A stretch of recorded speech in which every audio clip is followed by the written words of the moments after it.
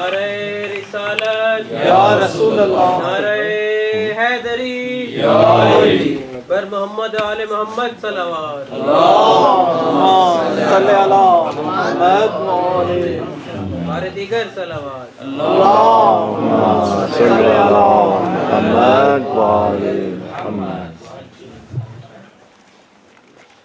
اعوذ باللہ من الشیطان الرجیم، بسم اللہ الرحمن الرحیم، الحمدللہ رب العالمین، والصلاة والسلام علی سید الانبیاء والمرسلین، حبیب الہ العالمین ابی القاسم محمد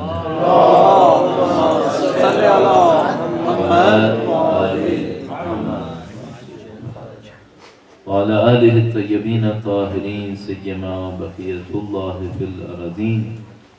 قال اللہ تعالی فی کتابہ الکریم، بسم اللہ الرحمن الرحیم، وَنُرِيدُ أَن نَّمُنَّ عَلَى الَّذِينَ اسْتُضْعِفُوا فِي الْأَرْضِ وَنَجْعَلَهُمْ أَئِمَّةً وَنَجْعَلَهُمُ الْوَارِثِينَ۔ ایک بار پھر درود بھیجے گا محمد و آل محمد۔ اللہم صلی علی محمد وآلہ پروردگار عالم کا انتہائی شکر ہے، انتہائی خدا متعال کا احسان ہے کہ اس نے ہمیں اپنے ماننے والوں میں سے، اپنے دین کے راستے پر چلنے والوں میں سے قرار فرمایا، اہل بیت اطہار علیہ السلام کی در سے وابستہ قرار دیا۔ اس دعا کے ساتھ کہ انشاءاللہ خدا ہمیں اسی دنیا میں وقت کے امام کا ظہور دیکھنا نصیب فرمائے، ان کی نصرت کی سعادت نصیب فرمائے اور ان کی نصرت کی راہ میں شہادت نصیب فرمائے۔ وقت کے امام کے حضور ادائے احترام کے لیے، ان دعاؤں کی قبولیت کے لیے ایک بار پھر درود بھیجے گا محمد و آل محمد۔ صلی علی محمد وآلہ محمد۔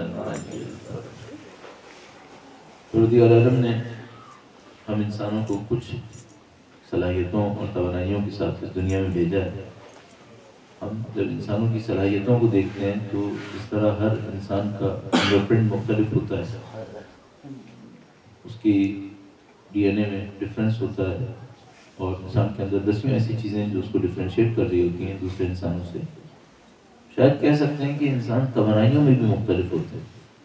شاید یہ ایسا ہو کہ 2 آدمی آپ کو ایسے ملیں جن میں ساری توانائیاں ایک جیسی ہیں۔ ممکن ہے کسی آدمی کے اندر کوئی اسکل ہو جو بہت اچھی سطح پر ہو، وہ اس کا ایکسپرٹ ہو، لیکن کسی دوسرے معاملے کے اندر وہ بالکل نیل ہو۔ اس پس منظر میں بعض اوقات یہ سوال ذہن میں آتا ہے کہ خدا نے ہمیں اصلی ترین کام کون سا ہے جس کے لیے یہاں پہ بھیجا؟ آپ اپنے دنیا کے اندر مختلف صلاحیتوں کے ساتھ آئیں، آپ میں سے کوئی ایک مثال کے طور پر مینجمنٹ کے اندر جائے گا، کوئی اکاؤنٹنسی میں جائے گا، کوئی آئی ٹی میں جائے گا، دنیا کی فیلڈز کے اعتبار سے، کوئی مثال کے طور پر کنسٹرکشن کے اندر جائے گا، انجینئرنگ کے اندر، میڈیسن کے اندر۔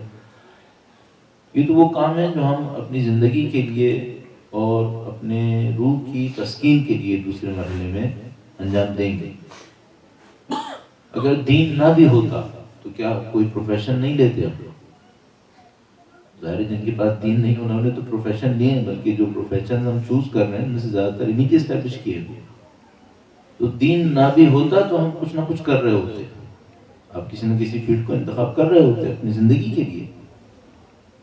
دین نہ بھی ہوتا تو شاید بعض انسان دوسرے انسانوں کی مدد کر رہے ہوتے۔ بہت سارے ایسے لوگ ہیں جو کسی دین کے معتقد نہیں ہیں، لیکن بہرحال کسی حس کے تحت، کسی سینس کے تحت وہ دوسرے انسانوں کی مدد کر رہے ہوتے ہیں۔ تو یہ وہ چیزیں نہیں ہیں جن کو ہم دین کی بنیاد پہ انجام دے رہے ہیں۔ تو دین نہ بھی ہوتا تب بھی کرتے۔ تو مثلا دین نہ بھی ہوتا اور میرے سامنے کوئی انسان مر رہا ہوتا تو میں اس کی ہیلپ کر دیتا، نہ بھی ہوتا تو کر دیتا۔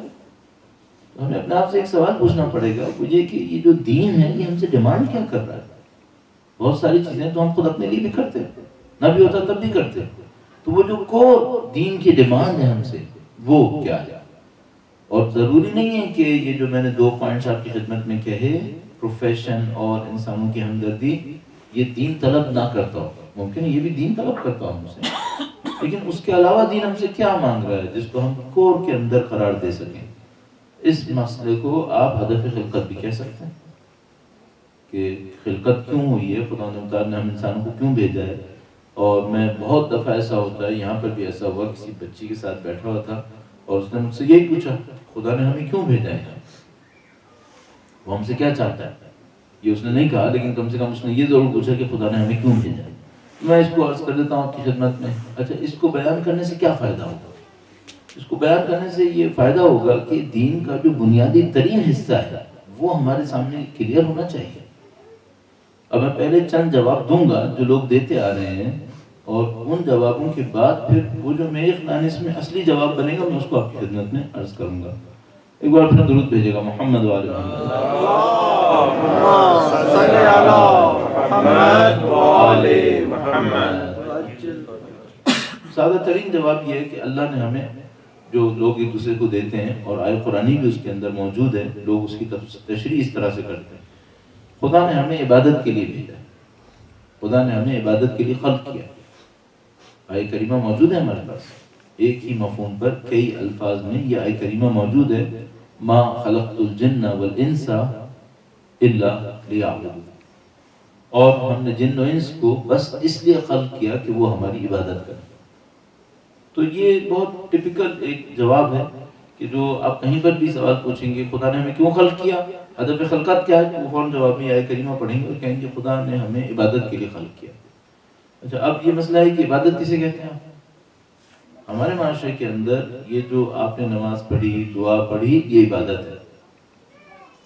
یہ جو اب آپ بیٹھے ہیں اور خاص کر یہ دیکھتے ہوئے کہ میں کورٹ میں بیٹھا ہوں، اب اس کو عبادت کہنا تھوڑا سا کچھ لوگ شک کریں گے کہ بھئی یہ لیکچر تو شاید کہلائے گا لیکن عبادت کہلائے گا یا نہیں کہلائے گا. یہ ذرا سا مشکل ہو گیا. اور یہاں سے باہر نکلنا ہے آپ، اور اب آپ کہیں کہ یہ جو میں جرمنی کی سڑکوں پہ گھوم رہا ہوں یہ بھی عبادت ہے. اب معاملہ تھوڑا سا مشکل ہو گیا. اور صبح کو جب آفس جائیں گے اور اپنے آفس کے اندر بیٹھے ہوں گے اور مختلف کاموں کو انجام دے رہے ہوں گے، وہ عبادت بنے گی یا نہیں بنے گی؟ مثلا آپ جائیں گے کسی، فرض کر لیتے ہیں کسی سپر اسٹور کے اوپر آپ مینیجر ہیں اور اس سپر اسٹور کو رن کر رہے ہوں گے، تو عبادت کہلائے گی یا نہیں کہلائے گی؟ ہاں یہ مسائل بنیں گے وہاں پر کہ بھئی اس کو آپ عبادت کہیں گے یا نہیں کہیں گے. اچھا مثال کے طور پر آپ اپنے بھی بچوں کے ساتھ گئے پہاڑی کے اوپر گردش کے لیے، گھومنے پھرنے کے لیے، یہ عبادت بنے گی یا نہیں بنے گی؟ یہ بھی ایک مسئلہ ہے. کس چیز کو عبادت کہیں گے، کس کو نہیں کہیں گے؟ تو جو ہماری کنزرویٹو فکر ہے پاکستان کے اندر، دوسرے معاشروں کے اندر رائج فکر، وہ یہ کہتی ہے کہ بھئی صوم و صلاۃ تو عبادت ہے، تسبیح و زکوٰۃ یہ تو عبادت ہے، حج کیا یہ عبادت ہے، آپ نے ذکر اہل بیت کیا یہ عبادت ہے، لیکن باقی کا پھر کیا ہوگا؟ باقی کا پھر کیا ہوگا؟ اسی سے ذرا سا اور جوڑ لیجئے، پھر پتہ نہیں زندگی میں کب موقع ملے یہاں پہ دوبارہ آنے کا. قرآن کریم بار بار کہتا ہے نماز پڑھو، نماز پڑھو. کہیں ایک دفعہ بھی خدا نے کہا ہے نماز پڑھو؟ ایک دفعہ بھی نہیں کہا نماز پڑھو. ہر جگہ کہا ہے نماز قائم کرو. اچھا ہم تو نماز پڑھتے ہیں، ہم لوگ نماز پڑھتے ہیں. یہ جو ابھی آپ نے نماز پڑھی، یہ نماز پڑھ لی، اور خدا نے متعال فرماتا ہے نماز قائم کرو. تو اس دو میں کیا فرق ہوگا، نماز پڑھنے میں اور نماز قائم کرنے میں؟ ایسا ہی ایک فرق بنے گا جب ہم کہتے ہیں عبادت کرنے کے لیے خدا نے خلق کیا. اچھا عبادت دنیا میں جو ہماری ذہن میں آتا ہے وہ تو دن میں 20-25 منٹ ہوتی ہے، آدھے گھنٹے ہوتی ہے. باقی 23 گھنٹے 23.5 گھنٹے کیا ہوگا؟ اس کا ہدف خلقت سے کیا تعلق ہے؟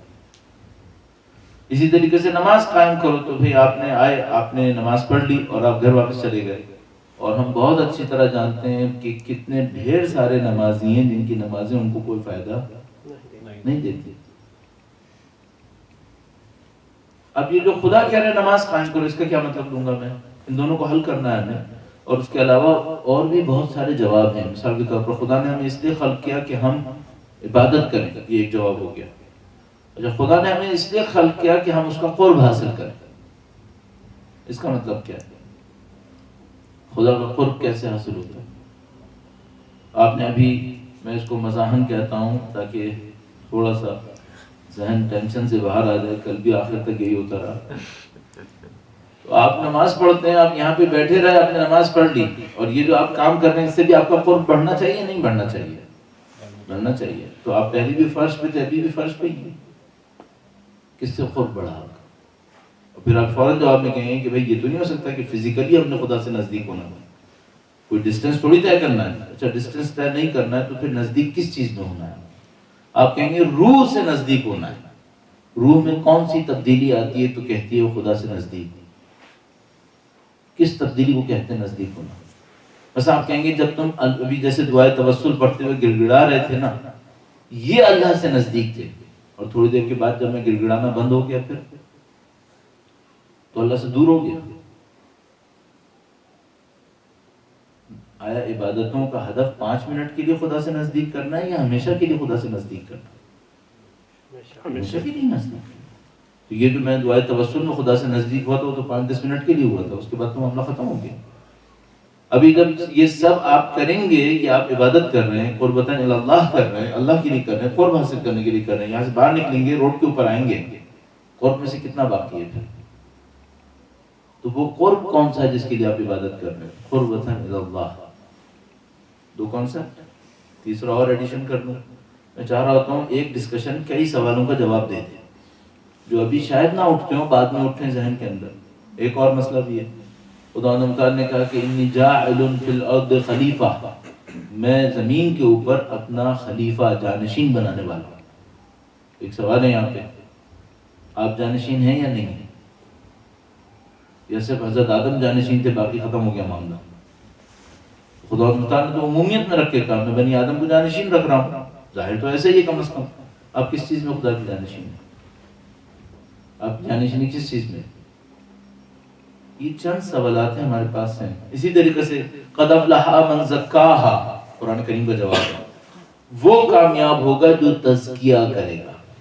تزکیہ کسے کہتے ہیں؟ یہ 4 ٹپیکل جواب ہیں ہمارے پاس جو میں نے اشارتاً آپ کی خدمت میں عرض کیے. ایک کو ذرا صراحت کے ساتھ، ایک ہمیں خدا نے عبادت کے لیے خلق کیا ہے، میں نے اس کے اوپر ہونے والے تھوڑے بہت اعتراضات آپ کی خدمت میں عرض کی. دوسرا ہمیں خدا تعالیٰ نے قربت کے لیے خلق کیا، قربتاً اللہ، ہم عبادتیں کرتے ہیں، اللہ نے ہمیں قرب کے لیے خلق کیا. میں نے پوچھا بھائی وہ قرب کس قسم کا قرب ہے؟ اچھا میں ایک اور سوال پوچھتا ہوں، اگر میری عمر 45 سال 50 سال ہے، کیا مجھے پتا چلا کہ میرا قرب کتنا ہے؟ اگر نہیں پتا چلا تو میں 50 سال سے ایک کام کر رہا ہوں کسی کام کے لیے اور مجھے ابھی تک پتا نہیں چلا کہ وہ ملا یا نہیں ملا، یہ کیا ہو رہا ہے؟ 50 سال میں بزنس کروں ارننگ کے لیے، کوئی 50 سال بعد مجھے بھائی کو ارننگ ہوئی یا نہیں ہوئی، میں کہوں گا کہ ابھی اصل میں 50 سال بعد بھی مجھے پتا نہیں چلا ہے ابھی، تو مجھ سے کہے گا کہ تم کر کیوں رہے ہو گے؟ کوشچن ہے میرے سامنے. عبادت کے لیے خلق کیا ہے، میں نے کوشچن پہ کچھ کوشچن ریز کیے. قرب کے لیے خلق کیا ہے، مسائل اس کے اندر بھی بن گئے. خدا نے مجھے جانشین بنایا، مجھے نہیں پتا میں جانشین کس چیز کے اندر ہوں، اور مجھے تزکیہ نفس کرنا ہے کیونکہ اس میں کامیابی ہے. قد افلح من زکاہا وقد خاب من دساہا، اور مجھے نہیں پتا تزکیہ نفس کسے کہتے ہیں. ان چاروں کو جمع کرتے ہوئے میں جواب آپ کی خدمت میں عرض کروں گا. درود بھیجیے گا محمد وآل محمد. اللهم صل على محمد وآل محمد. اچھا ان چاروں کے اوپر ایک سوال اور ایڈ کر دیتا ہوں تاکہ ایک ڈسکشن کئی جگہ کام آ جائے. اور وہ سوال یہ ہے کہ یہ جو آپ جواب دینے والے ہیں یہ دنیا کا ہدف بتائے گا یا آخرت کا ہدف بتائے گا؟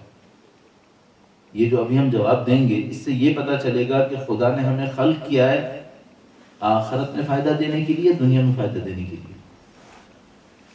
اگر اب میں یہ جواب میں کہوں کہ یہ جو میں ابھی آپ کو بتاؤں گا اس سے آپ کو فائدہ ہوگا آخرت میں، تو آپ کہیں گے کہ پھر یہ دین مجھے دنیا میں کیا دینے والا ہے؟ اس دین کا دنیا میں کیا فائدہ ہے؟ اور میں اپنے آپ سے ہمیشہ ایک سوال کہتا ہوں، اپنے آپ کو چیلنج بھی کرتا رہتا ہوں، وہ یہ کہ اگر دین صرف مردوں کے کام آئے تو دنیا میں مجھے کمیونسٹ ہونا ہے کیا؟ دنیا میں تو زندگی گزارنی ہے مجھے. آپ نے دیکھا ہوگا بعض اوقات میں کہیں پہ جاتا ہوں وہاں شروع سے آخر تک لگتا ہے یہ گیدرنگ مردوں کے لیے بنی تھی. شروع میں ایک فاتحہ ہوتی ہے مردوں کے لیے، آخر میں دعا ہوتی ہے مردوں کے لیے، تمام ثواب بخشا جاتا ہے مردوں کے لیے، اور زندہ یوں بیٹھے ہوتے ہیں جیسے ان مردوں کی خاطر یہاں پہ آ کے بیٹھ گئے. تو میں کہتا ہوں بھائی یہ جو دین مردوں کے کام آتا ہے اس کا مطلب ہے یہ دین خود بھی مردہ ہے، یہ زندہ دین نہیں ہے. زندہ دین زندوں کے بھی کام آنا چاہیے. کوئی یہ نہ کہے کہ میں کہہ رہا ہوں مردوں کے کام نہیں آنا چاہیے، مردوں کے کام آنا چاہیے. میں نے بھی مرنا ہے، مجھے بھی مردہ بننا ہے ایک زمانے میں، لیکن یہ دین زندوں کے بھی تو کام آئے. تو مثال کے طور پر آپ یہاں بیٹھے، آپ نے سورہ فاتحہ پڑھی، اس کا ثواب مردوں کو بخشا اور گھر چلے گئے، اور کوئی آپ سے پوچھے بھائی آپ جو گئے اس کا کیا فائدہ ہوا، تو آپ نے کہا میں ایک سورہ فاتحہ پڑھ کے آ رہا ہوں جس کا ثواب مردوں کو ملے گا. بھائی یہ بھی تو بتاؤ کہ زندوں کو کیا ملا. اور کوئی جواب نہ کری کہ میں نے نظر کھائی ہے اس کا ثواب مجھے مل گیا ہے. میں کہوں گا یہ دین کا ثواب اچھا ثواب نہیں ہے، دین اس سے زیادہ تمہیں کچھ دینا چاہیے. تو میرا جواب ایسا ہونا چاہیے جو آخرت بھی بنائے دنیا بھی بنائے. ایسا نہ ہو آخرت یہاں سے لینی ہے اور دنیا مثال کے طور پہ جارج بش سے لینی ہے، اس کے لیے پھر مجھے وہاں پہ جانا پڑ جائے گا. اور یہ دین کامل تھا، اس کو ساری ضرورتوں کو پورا کرنا تھا. یہاں پہ یہ سب کو ملا کر ایک جواب ہمارے پاس ہونا چاہیے. درود بھیجیے گا محمد وآل محمد. اللهم صل على محمد وآل محمد.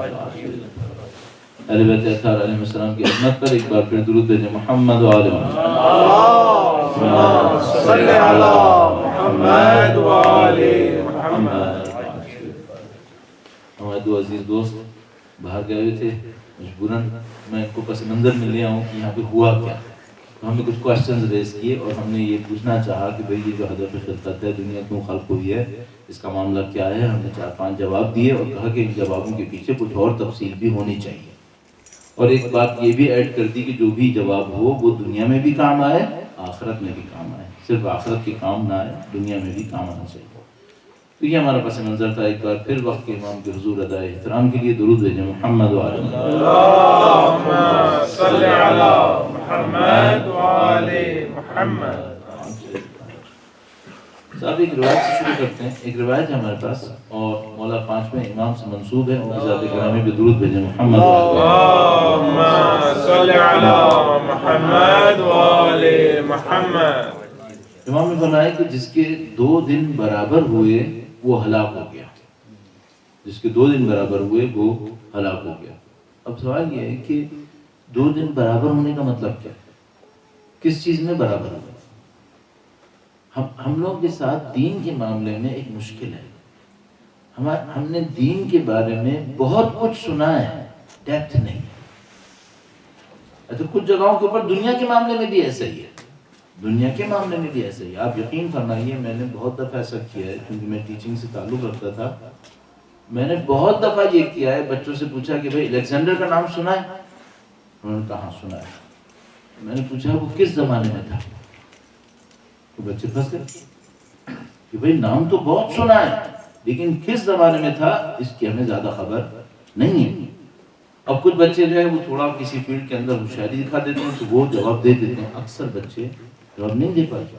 یا مثلا میں پوچھتا ہوں کہ بھئی حضرت ابراہیم علیہ السلام کا نام سنا ہے؟ وہ کہتے ہیں ہاں سنا ہے. ان کے زمانے میں بادشاہ کا نام کیا تھا؟ نمرود نام تھا. تو بھئی وہ جو نمرود نے ان کو آگ میں پھینکا تھا تو آج کی دنیا میں نقشے میں کس جگہ پہ پھینکا تھا؟ دنیا میں ہی پھینکا تھا نا، برزخ میں تو نہیں پھینکا تھا. تو دنیا میں پھینکا ہوگا تو نقشے پہ کہیں پھینکا ہوگا نا. دنیا کے نقشے میں وہ کون سی جگہ تھی جہاں پہ نمرود نے اٹھا کر حضرت ابراہیم علیہ السلام کو آگ میں پھینک دیا؟ تو اب بچے بیچارے جانتے ہیں حضرت ابراہیم علیہ السلام کو لیکن یہ نہیں جانتے وہ واقعہ دنیا کے نقشے میں کہاں ہوا. اس کا مطلب کیا ہے؟ انہوں نے انبیاء کے واقعات کو تاریخ کے عنوان سے نہیں پڑھا ہے، داستان کے عنوان سے پڑھا.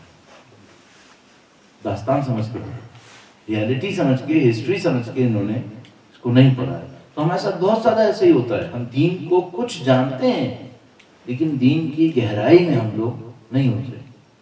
لہٰذا بہت ساری چیزیں ہمارے لیے کنفیوژن کا سبب بنتی ہیں. اور میں اس کو کبھی کبھی کوشش کرتا رہتا ہوں کچھ 5 جو مجھے سامنے آ جاتے ہیں ان کو کہیں نہ کہیں اپنے ذہن میں کلیئر کرنے کی کوشش کروں کہ بھئی یہ کیا ہو رہا ہے یہاں پر.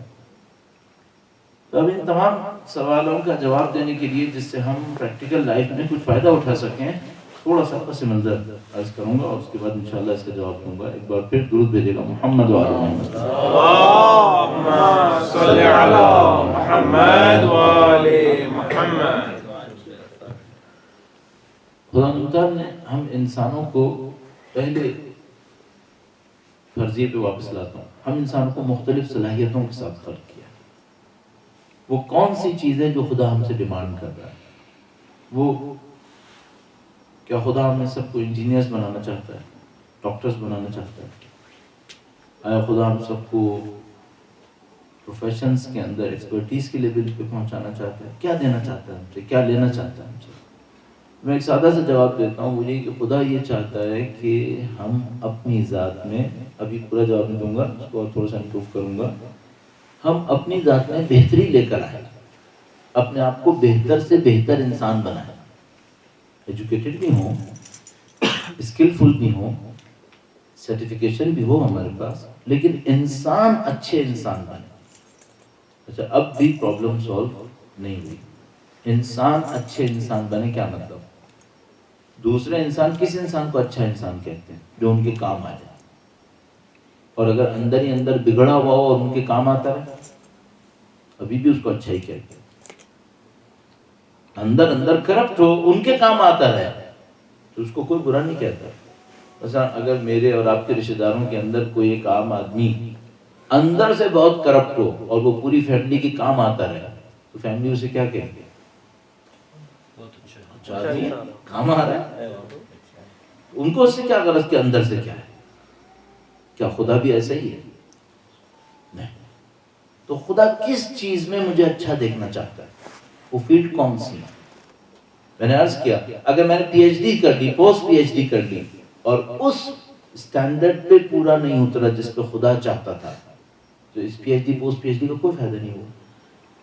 دنیا کی ساری دولتیں میں نے جمع کی اور دنیا کے سارے غریبوں کو دے دی، اور وہ اسٹینڈرڈ پورا نہیں کیا جو خدا چاہتا تھا، میں ناکام ہو جاؤں گا۔ قد افلح من زکاہا، بس وہ کامیاب ہوگا جو تزکیہ کرے گا۔ اس کا مطلب کیا ہوا؟ اب میں جواب کی طرف لے جانے کی کوشش کرتا ہوں۔ بچپن سے آپ نے اسماء حسنی سنے ہیں،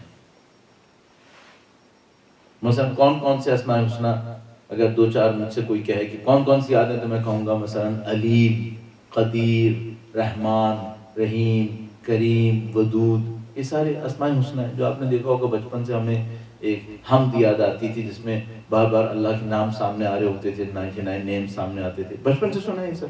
مسجدوں کے اندر ٹائلز کے اوپر اللہ کے 99 نام لکھے ہوتے ہیں، ادھر ادھر لکھے ہوتے ہیں۔ تو اپنے آپ سے ایک سوال پوچھے گا، ان 99 ناموں سے میرا کیا تعلق ہے؟ اس کو خدا نے اتنا مشہور کیوں کیا ہے؟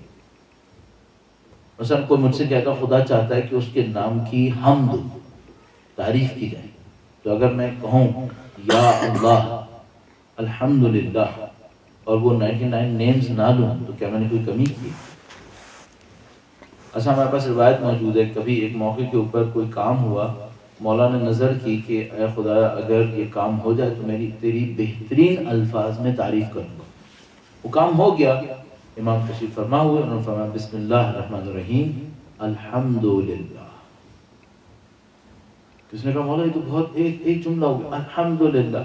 امام نے فرمایا اس سے بہتر تعریف ممکن نہیں۔ الحمدللہ کیا مطلب؟ ساری تعریفیں خدا کی۔ اب اگر میں ایک دو تعریفیں کہوں تو وہ تو کم ہو جائیں گی، ساری تعریفیں خدا کے لیے، الحمدللہ۔ 99 نیمز، اس سے میرا کیا تعلق بنا؟ کیا صرف اچھا اب ایک اور معاملہ، کوئی آدمی کہے گا کہ تمہیں نہیں پتا یہ 99 نیمز بہت کام کے ہیں۔ کیا کام کے ہیں؟ اگر دو لوگوں میں جھگڑا ہو جائے نا تو 1001 دفعہ الودود پڑھ کے پھونک دو، دونوں کا جھگڑا ختم ہو جائے۔ اگر تمہارے رزق میں کمی آ رہی ہو، ہر روز صبح نماز کے بعد 100 دفعہ کہو یا رزاق یا رزاق یا رزاق، تمہارا رزق بڑھ جائے گا۔ اگر تمہیں دشمن کے سامنے کسی خطرے کا سامنا کرنا پڑ جائے تو خدا تعالیٰ کو یا قدیر ہو یا قدیر ہو یا قدیر کہہ کے پکارو، ساری مشکلیں حل ہو جائیں گی۔ آیا 99 نیمز کا اصلی کام یہی ہے؟ میری دنیا کے اندر دو چار مشکلات آتی رہیں، میں ان کے ذریعے نپٹاتا رہوں گا، یہ ہے 99 ناموں کا کام؟ یہ نہیں ہونا چاہیے۔ اس کے اندر کیا راز ہے میں آپ کی خدمت میں عرض کرنے کی کوشش کروں گا۔ درود بھیجے گا محمد و آل محمد۔ اللہم صلی علی محمد و آل محمد۔ اور آپ کے ذہن میں وہ چار چیزیں رہیں، اللہ نے ہمیں عبادت کے لیے خلق کیا ہے، قربتاً الی اللہ خلق کیا ہے، زمین کے اوپر جانشین بنایا ہے، تزکیہ نفس کے لیے۔ واپس آئیے، اسماء حسنی، ان کا مجھ سے کیا تعلق ہے؟ میں معمولاً یہاں پہ پہنچتا ہوں تو ایک واقعہ سناتا ہوں اور اس واقعے سے تھوڑا سا اور جواب کے نزدیک لاتا ہوں۔ میں اس کسٹمر اس کیا کہوں ایجنٹ کی طرح ہوں جو اپنے پروڈکٹ کو ایک جھٹکے میں پیش نہیں کرنا چاہتا، تھوڑا سا ایک اٹریکشن کریٹ کرنا چاہتا ہے. آپ کہیں اٹریکشن ہی ہم تھک گئے جلدی سے بتا دو ہمیں جانا بھی ہے. میں بھی ختم کرتا ہوں اس کو. ایک دفعہ میں کسی ایک جگہ پہ گیا، اسکول کا انوگریشن تھا، وہاں پہ گیا تو وہاں پہ ایک صاحب جو ہیں وہ تشریف لائے. ان کو کچھ لوگوں نے خیال کیا، کچھ لوگوں نے زیادہ خیال نہیں کیا، بہت سادہ سے لباس پہنے ہوئے تھے. تو تشریف لائے اور وہ اتفاق ایسا ہوا کہ میرے برابر میں آ کے بیٹھے. میں نے سمجھا کہ میری ڈیوٹی ہے کہ میں ان کا خیال کروں، چونکہ ان کا کچھ لوگوں نے زیادہ خیال نہیں کیا، لباس بھی ان کا بہت سادہ سا تھا. تو میں نے ان سے سلام دعا کی، اور سلام دعا کرنے کے بعد میں نے تھوڑا سا بات کو بڑھانے کی خاطر، فنکشن شروع نہیں ہوا تھا، ان سے پوچھا کہ آپ کہاں کام کرتے ہیں؟ تو انہوں نے کہا کہ میں ہائی کورٹ میں کام کرتا ہوں. اور جو انہوں نے بتایا اس سے میرا اندازہ یہ ہوا کہ یہ کسی لو اسکیل کی پوسٹ پہ ہوں گے، کیونکہ ایک انسان اگر کہیں اچھی جاب پہ لگا ہوا ہوتا ہے تو ذرا کمپنی سے پہلے اپنا عہدہ بتا دیتا ہے کہ بھئی میں کون ہوں یہاں پر. تو انہوں نے کہا کہ میں ہائی کورٹ میں کام کرتا ہوں. تو میں نے سوچا شاید پروٹوکول آفیسر ٹائپ کے یا کوئی اسٹینوگرافر کلرک ٹائپ کے.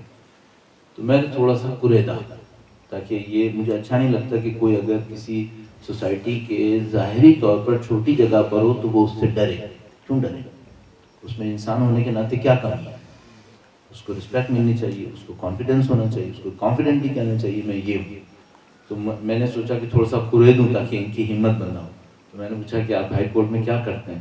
تو انہوں نے کہا کہ میں سینئر جج ہوں. اچھا، اب میں نے کہا تھوڑا سا میں دب جاتا ہوں، میں تو غلط سمجھ رہا تھا کہ یہ بہت ہمبل آدمی ہوا. اس کا مطلب ہے کہ بھئی یہ ٹھیک ٹھاک پوسٹ پر ہے اور ٹھیک ٹھاک پاورفل آدمی بھی ہے، سینئر جج ہائی کورٹ کے اندر ہے. اب کراچی کے اندر بیٹھے تو اب تو سپریم کورٹ ہی رہ گیا تھا پھر. تو اس کا مطلب اس نے سپریم کورٹ میں جانا ہے، ٹھیک ٹھاک پاورفل آدمی ہے. تو میں امپریس ہوا کہ یہ آدمی بہت ہمبل ہیں اور انہوں نے اس طرح سے کیا. میں نے اور بات آگے بڑھانے کے لیے کہا کہ آپ کا کام بہت سخت ہے، عدل کرنا آسان کام نہیں ہے، جسٹس بہت سخت ہے. آپ کو کیا پتا کون مجرم ہے کون بے گناہ ہے، تو آپ کیسے یہ کام کرتے ہیں؟ تو انہوں نے کہا کہ ہاں یہ کام سخت ہے، اور خدا خود عادل ہے اور ہم سے کہتا ہے اعدلو، عدل کرو. تو میں کہاں سے کر سکتا ہوں؟ میں تو ناقص ہوں. وہ خدا کامل ہے تو وہ عدل کر سکتا ہے، ہم تو ناقص ہیں، ہم سے کہتا ہے عدل کرو. تو یہ سخت کام ہے کہ ہاں واقعاً سخت ہے. تو آپ کیا کرتے ہیں پھر؟ تو انہوں نے مجھے بتایا، کہنے لگے کہ بعض اوقات جب مجھے کچھ سمجھ میں نہیں آتا کہ کون ظالم ہے کون اس میں مظلوم ہے، تو میں اپنے چیمبر میں جاتا ہوں اور جس پیپر پہ مجھے ورڈکٹ لکھنا ہوتا ہے اس پہ شروع کی لائنز لکھنے کے بعد جب مجھے ڈیسیژن لکھنا ہوتا ہے تو میں خدا سے کہتا ہوں خدا میں یہ فیصلہ کرنے والا ہوں، اگر یہ غلط ہے تو کچھ اور کروا دے. تو کہنے لگے کہ برادر بعض اوقات خدا شاہد ہے کہ میں جب اس حالت سے باہر آتا ہوں تو اس میں میرے رائے کے خلاف حکم لکھا ہوتا ہے، تو میں سمجھ جاتا ہوں کہ یہ خدا مجھ سے یہ حکم دلوانا چاہ رہا تھا، میں غلط سمجھ رہا تھا. کہنے کہ ہمیں ہوتا یہ ہے کہ ہم جب کسی حکم کو دے دیتے ہیں تو کچھ مہینوں کے بعد پتہ چلتا ہے کہ جو ہم نے حکم دیا تھا وہ صحیح تھا یا غلط تھا. کہنے کہ آج تک ایسا نہیں ہوا کہ اس حالت سے جو حکم نکلا وہ غلط نکلا، یہ صحیح نکلتے ہیں.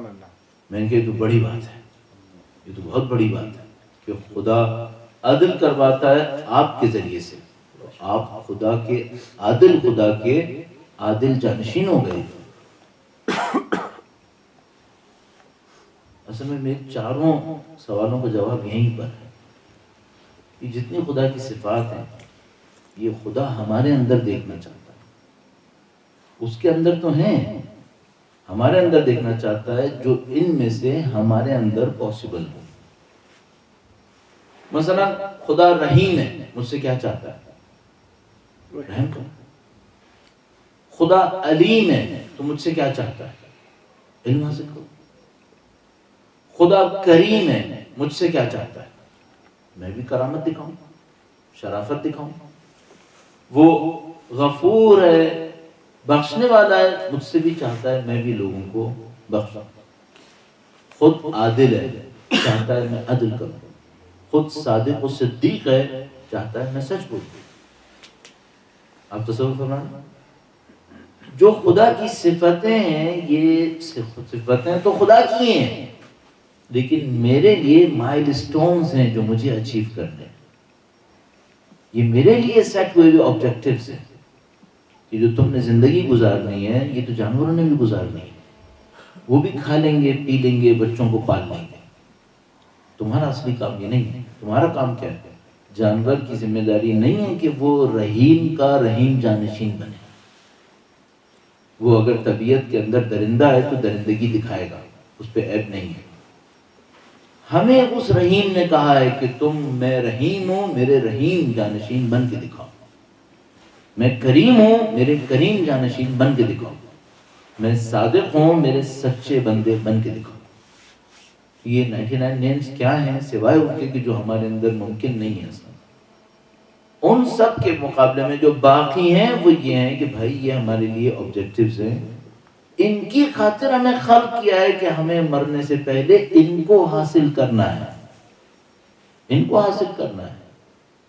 صرف پیٹ نہیں بھرنا ہے، صرف بچے نہیں پالنے ہیں، بلکہ خود بھی ان 99 نیمز کی ریفلیکشن اپنے اندر لانی ہے اور اپنی اولاد کو تیار کرنا ہے کہ ان کے اندر بھی اس کی ریفلیکشن آئے.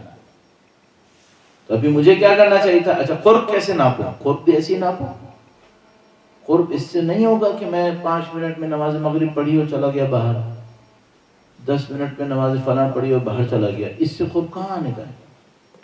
یہ تو ایک پریپریشن ہے، یہ گراؤنڈ پیو کر رہا ہے. سر قرب کیا ہونا ہے؟ وہ یہ کہ اس نماز کو پڑھ کے مجھے یاد آئے کہ میں خدا کے نزدیک ہوا یا نہیں ہوا. کس چیز میں نزدیک ہونا تھا؟ ان اسماء الحسنی میں. تو اب میرے پاس ٹاسک کیا بنا؟ کیوں خدا نے مجھے خلق کیا ہے؟ ٹاسک یہ بنا کہ بھئی میں مسلسل اس بات کو دیکھتا رہا ہوں کہ ان اسماء الحسنی کو اگر میں اپنے اندر دیکھوں تو وہ میرے اندر ہیں یا میرے اندر نہیں ہیں.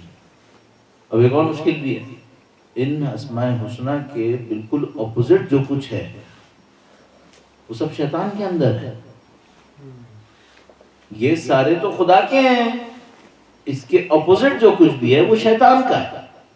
اس کا مطلب کیا خطرناک بات ہے؟ اس کا مطلب خطرناک بات یہ ہے کہ اگر میں 99 میں اللہ کا جانشین نہیں ہوں پھر زمین پہ کس کا جانشین ہوں؟ شیطان. اعوذ باللہ تعالیٰ اس کا بننا ہوں گا. اگر 50-50 ہو گیا تو کیا ہوگا؟ آدھا خدا کا ہوں، آدھا کسی اور کا ہوں. اس کا مطلب ہے اس پہ سکسیس نہیں آئے گی. یہ دنیا کا سخت ترین کام ہے. اگر مجھ سے کوئی کہنا میں نے 4 PhDs کیے ہیں، میں کہوں گی تو آسان ہے. اگر مجھ سے کوئی کہے کہ میں نے مثال کے طور پر اللہ کے اسماء الحسنی میں سے 10 اپنے اندر ریفلیکٹ کیے ہیں تو میں کہوں گا یہ ایک کام ہے، یہ کام کیا.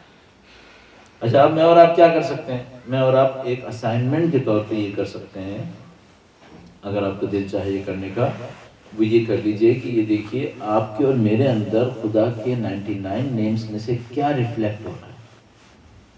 ایک مسئلہ کتنا ریفلیکٹ ہو رہا ہے. مثال کے طور پر اگر میں ہر موقع پر 100% سچ بولوں، ہر موقع پر 100% سچ، تو میں صادق کی صفت میں خدا کا جانشین ہو گیا. اس صفت میں مجھے خدا کا قرب مل گیا. اس کے لیے مجھے 2 کام کرنے پڑیں گے، ہمیشہ سچ بولوں اور 100% سچ بولوں. کیوں میں 100% سچ کہہ رہا ہوں؟ بعض اوقات ہم 70% سچ بولتے ہیں، 20-30% اس طرح چلا دیتے ہیں کہ لگے کہ سچ ہے، لیکن کچھ گڑبڑ بھی ہوتی ہے اس کے اندر. اگر میں 100% پر 100% سچ بولنے لگوں تو اس کا مطلب یہ کہ میں صادق خدا کا صادق نمائندہ ہو گیا. الحمدللہ رب العالمین، ایک صفت میرے اندر ریفلیکٹ ہو گئی ہے، میرا قرب ایک صفت کی حد میں کنفرم ہو گیا. صحیح ہے. اب میں اس اعتبار سے دیکھنا شروع کروں، وہ یہ کہ میرا جو آبجیکٹیو آف لائف تھا اس میں سے کتنے % کو میں اکمپلش کر چکا ہوں اور کتنے % کے اوپر ابھی کام کرنا باقی. اچھا فرض کریں آپ کہیں گے بھائی یہ تو چلیے ٹھیک ہے، بات سمجھ میں آ گئی، یہ ہو گیا، خدا نے کیوں خلق کیا ہے؟ اس لیے خلق کیا. قربتاً اللہ کیا ہوا؟ جس کے اندر زیادہ صفتیں ہوں گی وہ اللہ کے نزدیک ہوگا. جانشین کون ہوتا ہے؟ ہم ان صفتوں میں خدا کے جانشین ہوتے ہیں. تزکیہ نفس کسے کہتے ہیں؟ ان صفتوں کو اپنے اندر لانا یہ تزکیہ نفس کہلاتا ہے۔ 4-5 سوال تھے، وہ سارے ہو گئے۔ اب آخری بات وہ یہ کہ بھائی اس سے آخرت بنے گی یا دنیا بنے گی؟ دنیا اور آخرت دونوں بن جائیں گے، اور بہت اچھے بن جائیں گے، بہت اچھے بن جائیں گے۔ مثال کے طور پر اگر مجھ سے کوئی کہے اگر دنیا کے سارے بندے صادق ہو گئے تو کیا ہوگا؟ لو کام آسان ہو گیا، اس میں کون سی مشکل ہے؟ اگر دنیا کے سارے بندے امین ہو گئے بہت ہی اچھا ہو گیا، بینک کی ضرورت نہیں رہے گی ایک حصے میں۔ دنیا کے سارے بندے رحیم ہو گئے، ایک دوسرے پہ رحم کرنے لگے، وہ برائی آئے گی دنیا میں؟ دنیا جنت ہو جائے گی۔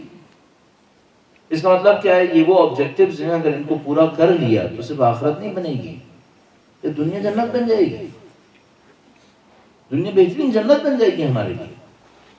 ہم سب کی پروڈکٹیوٹی پتہ نہیں کہیں سے کہاں پہنچ جائے گی۔ دنیا میں پتہ نہیں کتنے فضول کاموں کے اوپر ہماری زندگی گزر رہی ہے۔ میں نے سوچا ایک دفعہ، وہ یاد ہے آسٹریلیا میں تھا، ایک دفعہ ایک ہائی رائز اپارٹمنٹ کے اندر مجھے کمرہ ملا ہوا تھا، تو میں ایسے ہی دیکھنے کے لیے اس کی بالکنی میں چلا گیا، اور جو اس کی بالکنی سے دیکھا تو پوری نیچے لگا جیسے دنیا گھوم رہی ہے، ٹرین چل رہی ہیں، گاڑیاں جا رہی ہیں، بسیں آ رہی ہیں، لوگ وہاں پہ سامنے ایک ٹرین اسٹاپ بھی تھا اور بس اسٹاپ بھی تھا، تو لوگ دھڑا دھڑ آ رہے تھے جا رہے تھے، آ رہے تھے جا رہے تھے۔ تو میں نے سوچا کہ ان میں سے کچھ انسان تو کچھ دوسروں کو سرو کر رہے ہیں۔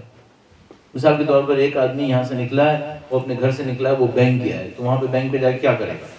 وہاں پہ ایک آدمی آئے گا کوئی ڈپازٹ رکھنے کے لیے، کوئی ٹرانسفر بنوانے کے لیے، یہ اس کو سرو کرے گا۔ سب ٹھیک ہے، بات سمجھ میں آتی ہے۔ ایک آدمی میونسپلٹی گیا ہے، وہاں پہ جا کے کیا کرے گا؟ لوگ اس کے پاس آئیں گے کہ میرے گھر کے اندر مثال کے طور پر یہ ہو گیا گلی میں، وہ اس کو صحیح کر دے، چلو یہ بھی ہو گیا۔ وہ جو بزنس مین ہے وہ کیا کرے گا؟ وہ لوگ اس سے چیزیں لینے آئیں گے، مثال کے طور پر اس نے دکان کھولی ہوئی ہے، سپر اسٹور کھولا ہوا ہے، وہ لوگ وہاں سے چیزیں خریدیں گے اور گھر چلے جائیں گے۔ اچھا، وہ جو آفس میں کام کر رہا تھا وہ پیسے کمائے گا، شام کو سپر اسٹور سے چیزیں لے گا، گھر چلا جائے گا۔ یہ سب ایک دوسرے کے لیے زندہ ہیں کیا؟ باقی کس کام کے لیے زندہ ہیں؟ تو مجھے اچانک اس بات کا احساس ہوا کہ انسان ایک ہی لوپ کے اندر گھوم رہے ہیں، ان کے پاس کوئی آبجیکٹو نہیں ہے۔ کس آبجیکٹو کے لیے زندہ ہے؟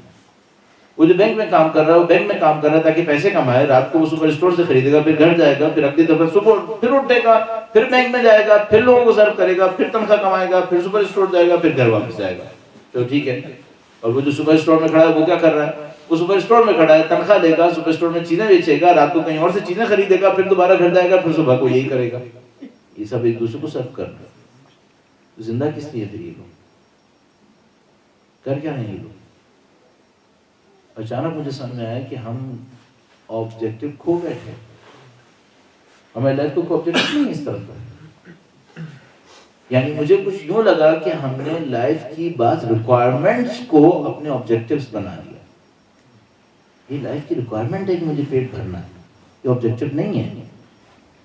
ہم نے ریکوائرمنٹس کو آبجیکٹیو بنا لیا ہے، اور جب آبجیکٹیوز کی جگہ خالی ہو گئی تو ہمیں سمجھ میں نہیں آ رہا کہ زندگی گزر کیوں رہی ہے۔ لہٰذا اگر کوئی ان ریکوائرمنٹس کو کھو بیٹھے تو فوراً خودکشی کر لے گا۔ کوئی بینکرپٹ ہوگا تو خودکشی کر لے گا، اب کچھ ہے ہی نہیں اس کے بعد۔ تو مجھے سمجھ میں آیا کہ ہمیں فوراً اس بات کے اوپر محنت کرنی پڑے گی کہ ہماری لائف کے آبجیکٹیوز کیا ہیں۔ عزیزان محترم، یہ وہ سسٹم ہے جس کو اگر ہم اچھے طریقے سے امپلیمنٹ کرتے ہیں، ہمارے پاس ایک آبجیکٹیو ہے، اور اس آبجیکٹیو کو میں پرسنل لیول پہ نہ دیکھوں، سوشل لیول پہ دیکھوں تو سوسائٹی کے لیے بہت اچھا ہے۔ مثلا سوسائٹی کے لیے وہ آدمی کارآمد ہے جو عادل ہے، یا وہ کارآمد ہے جو ظالم ہے؟ کچھ بھی کرو، سوسائٹی کے لیے ظالم آدمی کارآمد نہیں ہوگا، کہیں نہ کہیں ظلم کرے گا۔ جھوٹا کام آئے گا یا سچا کام آئے گا؟ سچا کام آئے گا۔ عادل کرنے والا، محبت کرنے والا کام آئے گا یا نفرت کرنے والا؟ محبت کرنے والا کام آئے گا۔ آپ کسی بھی لیول کے اوپر چلے جائیں، آپ کی پروڈکٹیوٹی بڑھ جائے گی اگر آپ نے اس کو آبجیکٹیو بنا لیا۔ تو یہ وہ چیزیں جو مجھے سمجھ میں آتی ہیں۔ اچھا، اب اس کے اوپر محنت کریں گے کیسے؟ آخری جملات کی طرف لے کے جاؤں، اس کو وائنڈ اپ کروں۔ محمد آل محمد صلوات۔ اللهم صل على محمد وآل محمد۔ دو باتیں بہت بہت تیزی سے عرض کروں جو دونوں بہت امپورٹنٹ ہیں. اگر میں کہیں اور ہوتا تو اس کے اوپر کافی ٹائم لگاتا, لیکن یہاں پہ آپ فوراً سمجھ جائیں گے, بہت تیزی سے عرض کروں گا. نمبر 1, مجھے 50 تک آتے آتے ایک بات سمجھ میں آئی ہے, وہ یہ کہ ہر چند سال کے بعد, ہر چند سال پر میرے آبجیکٹیوز چینج ہو جاتے ہیں, میری اورینٹیشن چینج ہو جاتی ہے. 10 سال پہ, 15 سال, 20, 25, 30, 35, 40, ہر 3-4 سال کے بعد میری اورینٹیشن اور میری لائف کے آبجیکٹیوز وہ چینج ہو جاتے ہیں.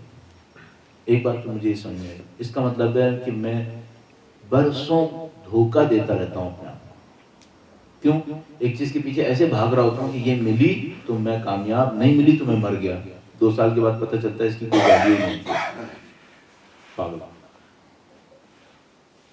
ایک تو بہت بڑا خطرہ یہ ہے, وہی کہ ایسا نہ ہو. مجھے یاد ہے میں ایک دفعہ ایک کینیا میں ایک دفعہ تھا, ایک آدمی میرے پاس آیا, تو میں نے کچھ ایسی باتیں کی تو میرے پاس آیا, کہنے لگا کہ مولانا مجھے یہ سمجھ میں نہیں آ رہا کہ ہم زندہ کیوں ہیں. میں نے کہا تمہیں فیلنگ کب سے ہے اور کیوں ہے؟ کہنے لگا کہ یہ فیلنگ اس وقت ہوئی ہے جب میں نے اپنے بابا کو قبر میں دفنایا.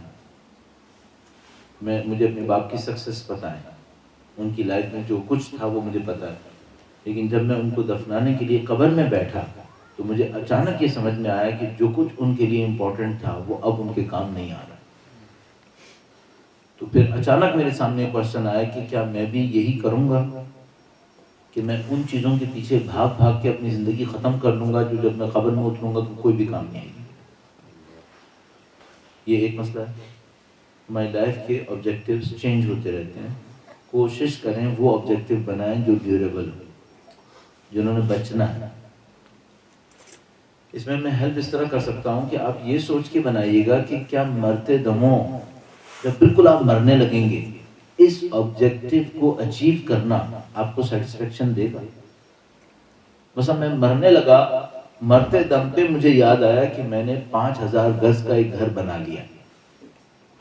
یہ 5000 یارڈ کے اوپر گھر بنا ہوا مرتے وقت مجھے سیٹسفیکشن دے گا. اس کا مطلب ہے یہ یوز لیس ہے, کیونکہ یہ اس وقت تک چلے گا جب تک میں مر نہیں رہا ہوں, پھر اس کے بعد یہ یوز لیس ہے. اس کا مطلب ہے یہ ٹرو آبجیکٹیو نہیں ہے, یہ ٹیمپریری فیز ہے. صحیح. تو ایک تو یہ کہ ہمارے اور آپ کے آبجیکٹیو چینج ہوتے رہتے ہیں, ایک بات. دوسری بات ایک اور جو مجھے سمجھ میں آئی ہے وہ یہ کہ انسان کا سب سے بڑا ایسٹ اس کا کیریکٹر ہے. یہ مجھے سمجھ میں آیا. ایسٹ کو میں ایسے ڈیفائن کرتا ہوں کہ ایسٹ وہ چیز ہے جو مجھے اس کے اوپر اور محنت نہ کرنا پڑے, ایک دفعہ بنا لوں تو بن جائے. اس کی قیمت بڑھتی رہے, قیمت بڑھتی رہے, ہمیشہ مجھے ریٹرن دیتا رہے, ہمیشہ مجھے ریٹرن دے.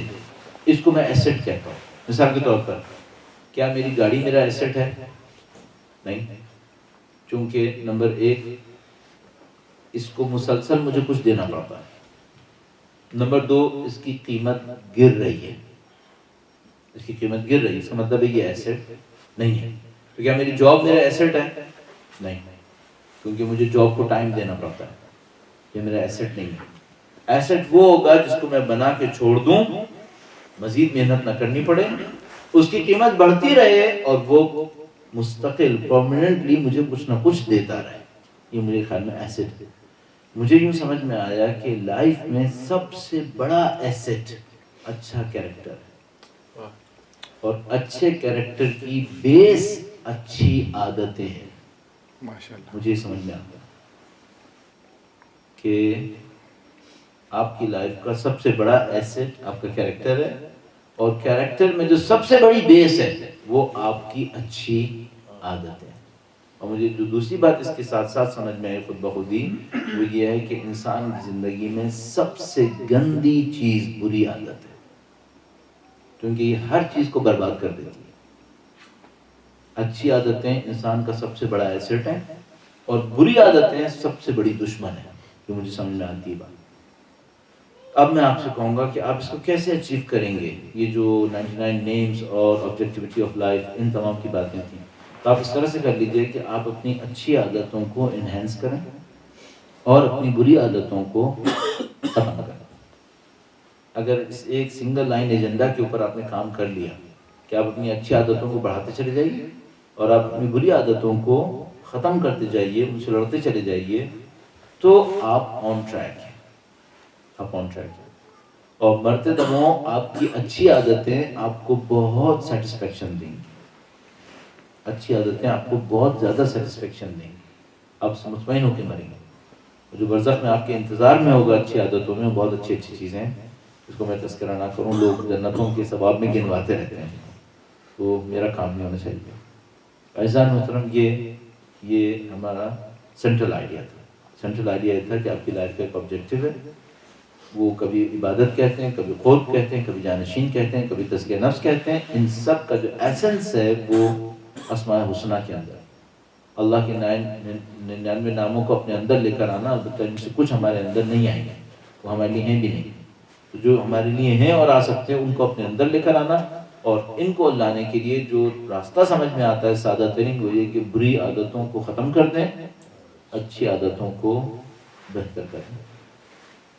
کوئی مجھ سے کہے کہ اس کے لیے مجھے پی ایچ ڈی کرنا ہوگا یا خود میں جانا ہوگا، میں کہوں گا نہیں، خدا متعال نے ہمیں قرآن کریم میں ایشور کیا ہے کہ میں نے تمہارے اندر اس کے لیے ایک اسکیل پلانٹ کر دیا ہے، تمہارے اندر پلانٹ کر دیا ہے۔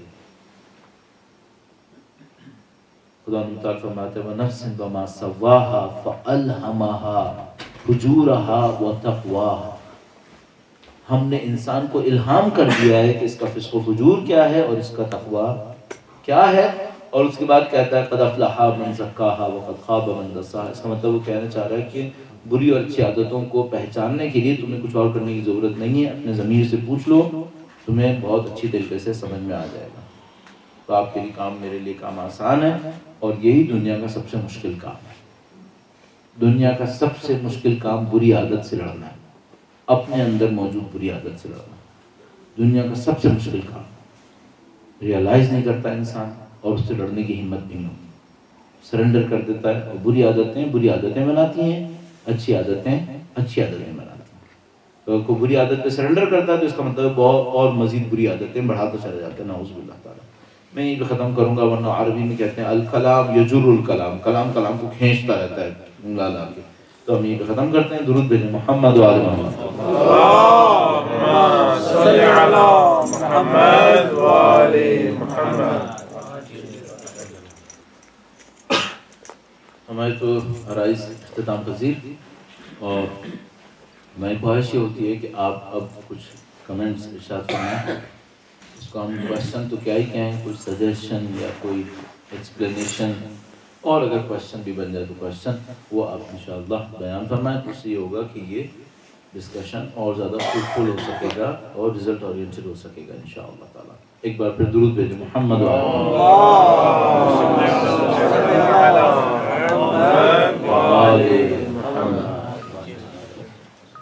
سب پہلا سوال میں، بسم اللہ۔ انسان کو بصیرت کیسے حاصل ہوتی؟ یعنی جب آپ آسٹریلیا میں آپ اوپر سے دیکھ رہے تھے سب کچھ، تو یہ اوور ویو ٹائپ جو نالج ہے کہ انسان چیزوں کو صحیح زاویے سے دیکھنا شروع کرے اور سمجھنا شروع کرے، تو یہ بصیرت انسان کے اندر کیسے آ سکتی ہے؟ جی بسم اللہ الرحمن الرحیم۔ اس کا ایک تو سادہ سا جواب ہو سکتا ہے وہ یہ کہ بھائی یہ خدا کوئی لطف کرے تو آ سکتی ہے، ورنہ نہیں آ سکتی، ہمارے ہاتھ میں نہیں ہے۔ ایک بات، اس میں کچھ چیزیں ہیلپ فل ہو سکتی ہیں۔ علم خدا کا کام ہے، علم دینا خدا کا کام ہے، جس کو ہدایت بھی کہتے ہیں۔ ان اللہ یہدی من یشاء، خدا جس کے اندر لیاقت دیکھتا ہے اس کو ہدایت دے دیتا ہے۔ اچھا ہم لیاقت کیسے لائیں اپنے اندر؟ وہ یہ کہ میں اللہ کی ہدایت اور اس کی دی ہوئی، آپ نے لفظ بصیرت استعمال کیا، اس کی دی ہوئی بصیرت کو ریسیو کرنے کے لیے تیار ہو جاؤں۔ اچھا کیا اس میں کوئی ڈاؤٹ ہے کہ خدا دینا چاہتا ہے؟ نہیں، کوئی ڈاؤٹ نہیں، خدا تو ہمیشہ دینا چاہتا ہے۔ کوشچن میرے اندر ہے کہ میں ریسیو کرنے کے قابل ہو گیا اور میرے اینٹیناز اسٹرانگ ہو گئے تو میں اس کی دی ہوئی ہدایت کو ریسیو کر لوں گا۔ یہ کیسے ہوتا ہے؟ دو طریقے سمجھ میں آتے ہیں مجھے۔ ایک تو وہ ہے جس کو آپ ڈائریکٹ پریپریشن کہہ سکتے ہیں، ڈائریکٹ پریپریشن کہہ سکتے ہیں۔ وہ کیا ہے؟ آپ نے کبھی دیکھا ہوگا، اور ہمیں بچپن سے بتایا جاتا ہے کہ بھائی زمین گھوم رہی ہے، بہت تیزی سے گھوم رہی ہے، اچھا ہمیں کیوں احساس نہیں؟ چونکہ ہم خود زمین کے اوپر بیٹھے ہوئے ہیں. اگر باہر چلا جائے تو اس کو نظر آتا ہے کہ زمین گھومی ہے؟ ہاں بہت آسانی سے نظر آتا ہے کہ زمین گھوم رہی ہے. تو اس سے ہم لوگ ایک چیز ایکسٹریکٹ کر لیتے ہیں، مجھے کہ اگر آپ زمانے کی چکی پہ بیٹھے ہوئے ہیں تو آپ وہ اوپر کی فکر نہیں بنا پائیں گے. اگر آپ اس چکی میں گھوم رہے ہیں تو پھر آپ کے اندر وہ اوور آل پکچر نہیں بنے گی. آپ کو کیا کرنا ہوتا ہے؟ تھوڑا سا اپنے آپ کو باہر نکالنا اور تھوڑا سا اپنے آپ کو ڈیٹیچ کر کے تھرڈ پرسن بن کے اس کو دیکھیں کیسا لگ رہا ہے. دیکھیں ایک دفعہ یہ ہوتا ہے، یہ گلاس میرا ہے، ایک آدمی مجھ سے مانگنے آیا ہے تو میں کہہ رہا ہوں یہ میرا ہے، میں تمہیں کیوں دوں؟ صحیح ہے. اب میں ایک دفعہ کیا کرتا ہوں، میں کہتا ہوں اچھا فارگیٹ دیٹ کہ یہ میرا ہے یا کس کا ہے. یہ گلاس ایک آدمی کا ہے، ایک اور آدمی مانگنے آیا ہے، دینا ہے یا نہیں دینا؟ کون حق پر ہے کون باطل پر؟ آپ نے کیا کیا؟ آپ نے اپنے آپ کو سینیریو سے باہر نکالا، تھوڑا سا اونچے پہ لے کے گئے اور اب جا کر اوپر سے نیچے دیکھنا شروع کیا کہ بھئی یہ جو کیس ہے اس کو چھوڑو کہ میں ہوں یا نہیں ہوں. یہ جو کیس ہے اس میں حق کس کے پاس ہے؟ اگر آپ یہ کر لیں تو بہت ساری ریئلٹیز کھل جائیں گی. اس کے لیے کیا ہوتا ہے؟ تھوڑا سا بریک چاہیے ہوتا ہے آپ کو. اگر اس کو آپ کیا کہہ سکتے ہیں؟ اس کو آپ کہہ سکتے ہیں کہ غور و فکر کرنا. اس کو آپ میڈیٹیشن بھی کہہ سکتے ہیں، تھوڑا سا غور و فکر کرنا. میڈیٹیشن کہتے کہتے میں ڈرتا ہوں کہ بعد لوگ اس کا کوئی اور مطلب نہ لے کے بیٹھ جائیں. تو اس کا مطلب یہ ہے کہ بھائی تھوڑا سا اپنے آپ کو باہر نکالو ان حالات سے، ان پریشانیوں سے جس کے اندر گھوم رہے ہو.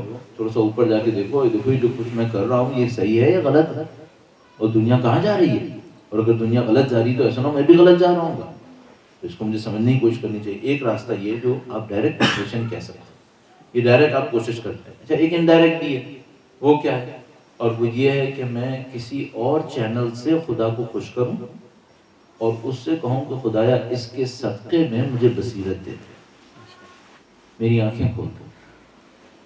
ایک تو یہ ڈائریکٹ پریپریشن ہے کہ بھئی آپ نے غور و فکر کے ذریعے سے اپنی کنسنٹریشن کے ذریعے تھاٹس کو اس کے اوپر کنسنٹریٹ کر کے اپنے آپ کو سمجھنے کی کوشش کی میں کیا کر رہا ہوں، کس طریقے سے کر رہا ہوں، دنیا میں کیا ہو رہا ہے.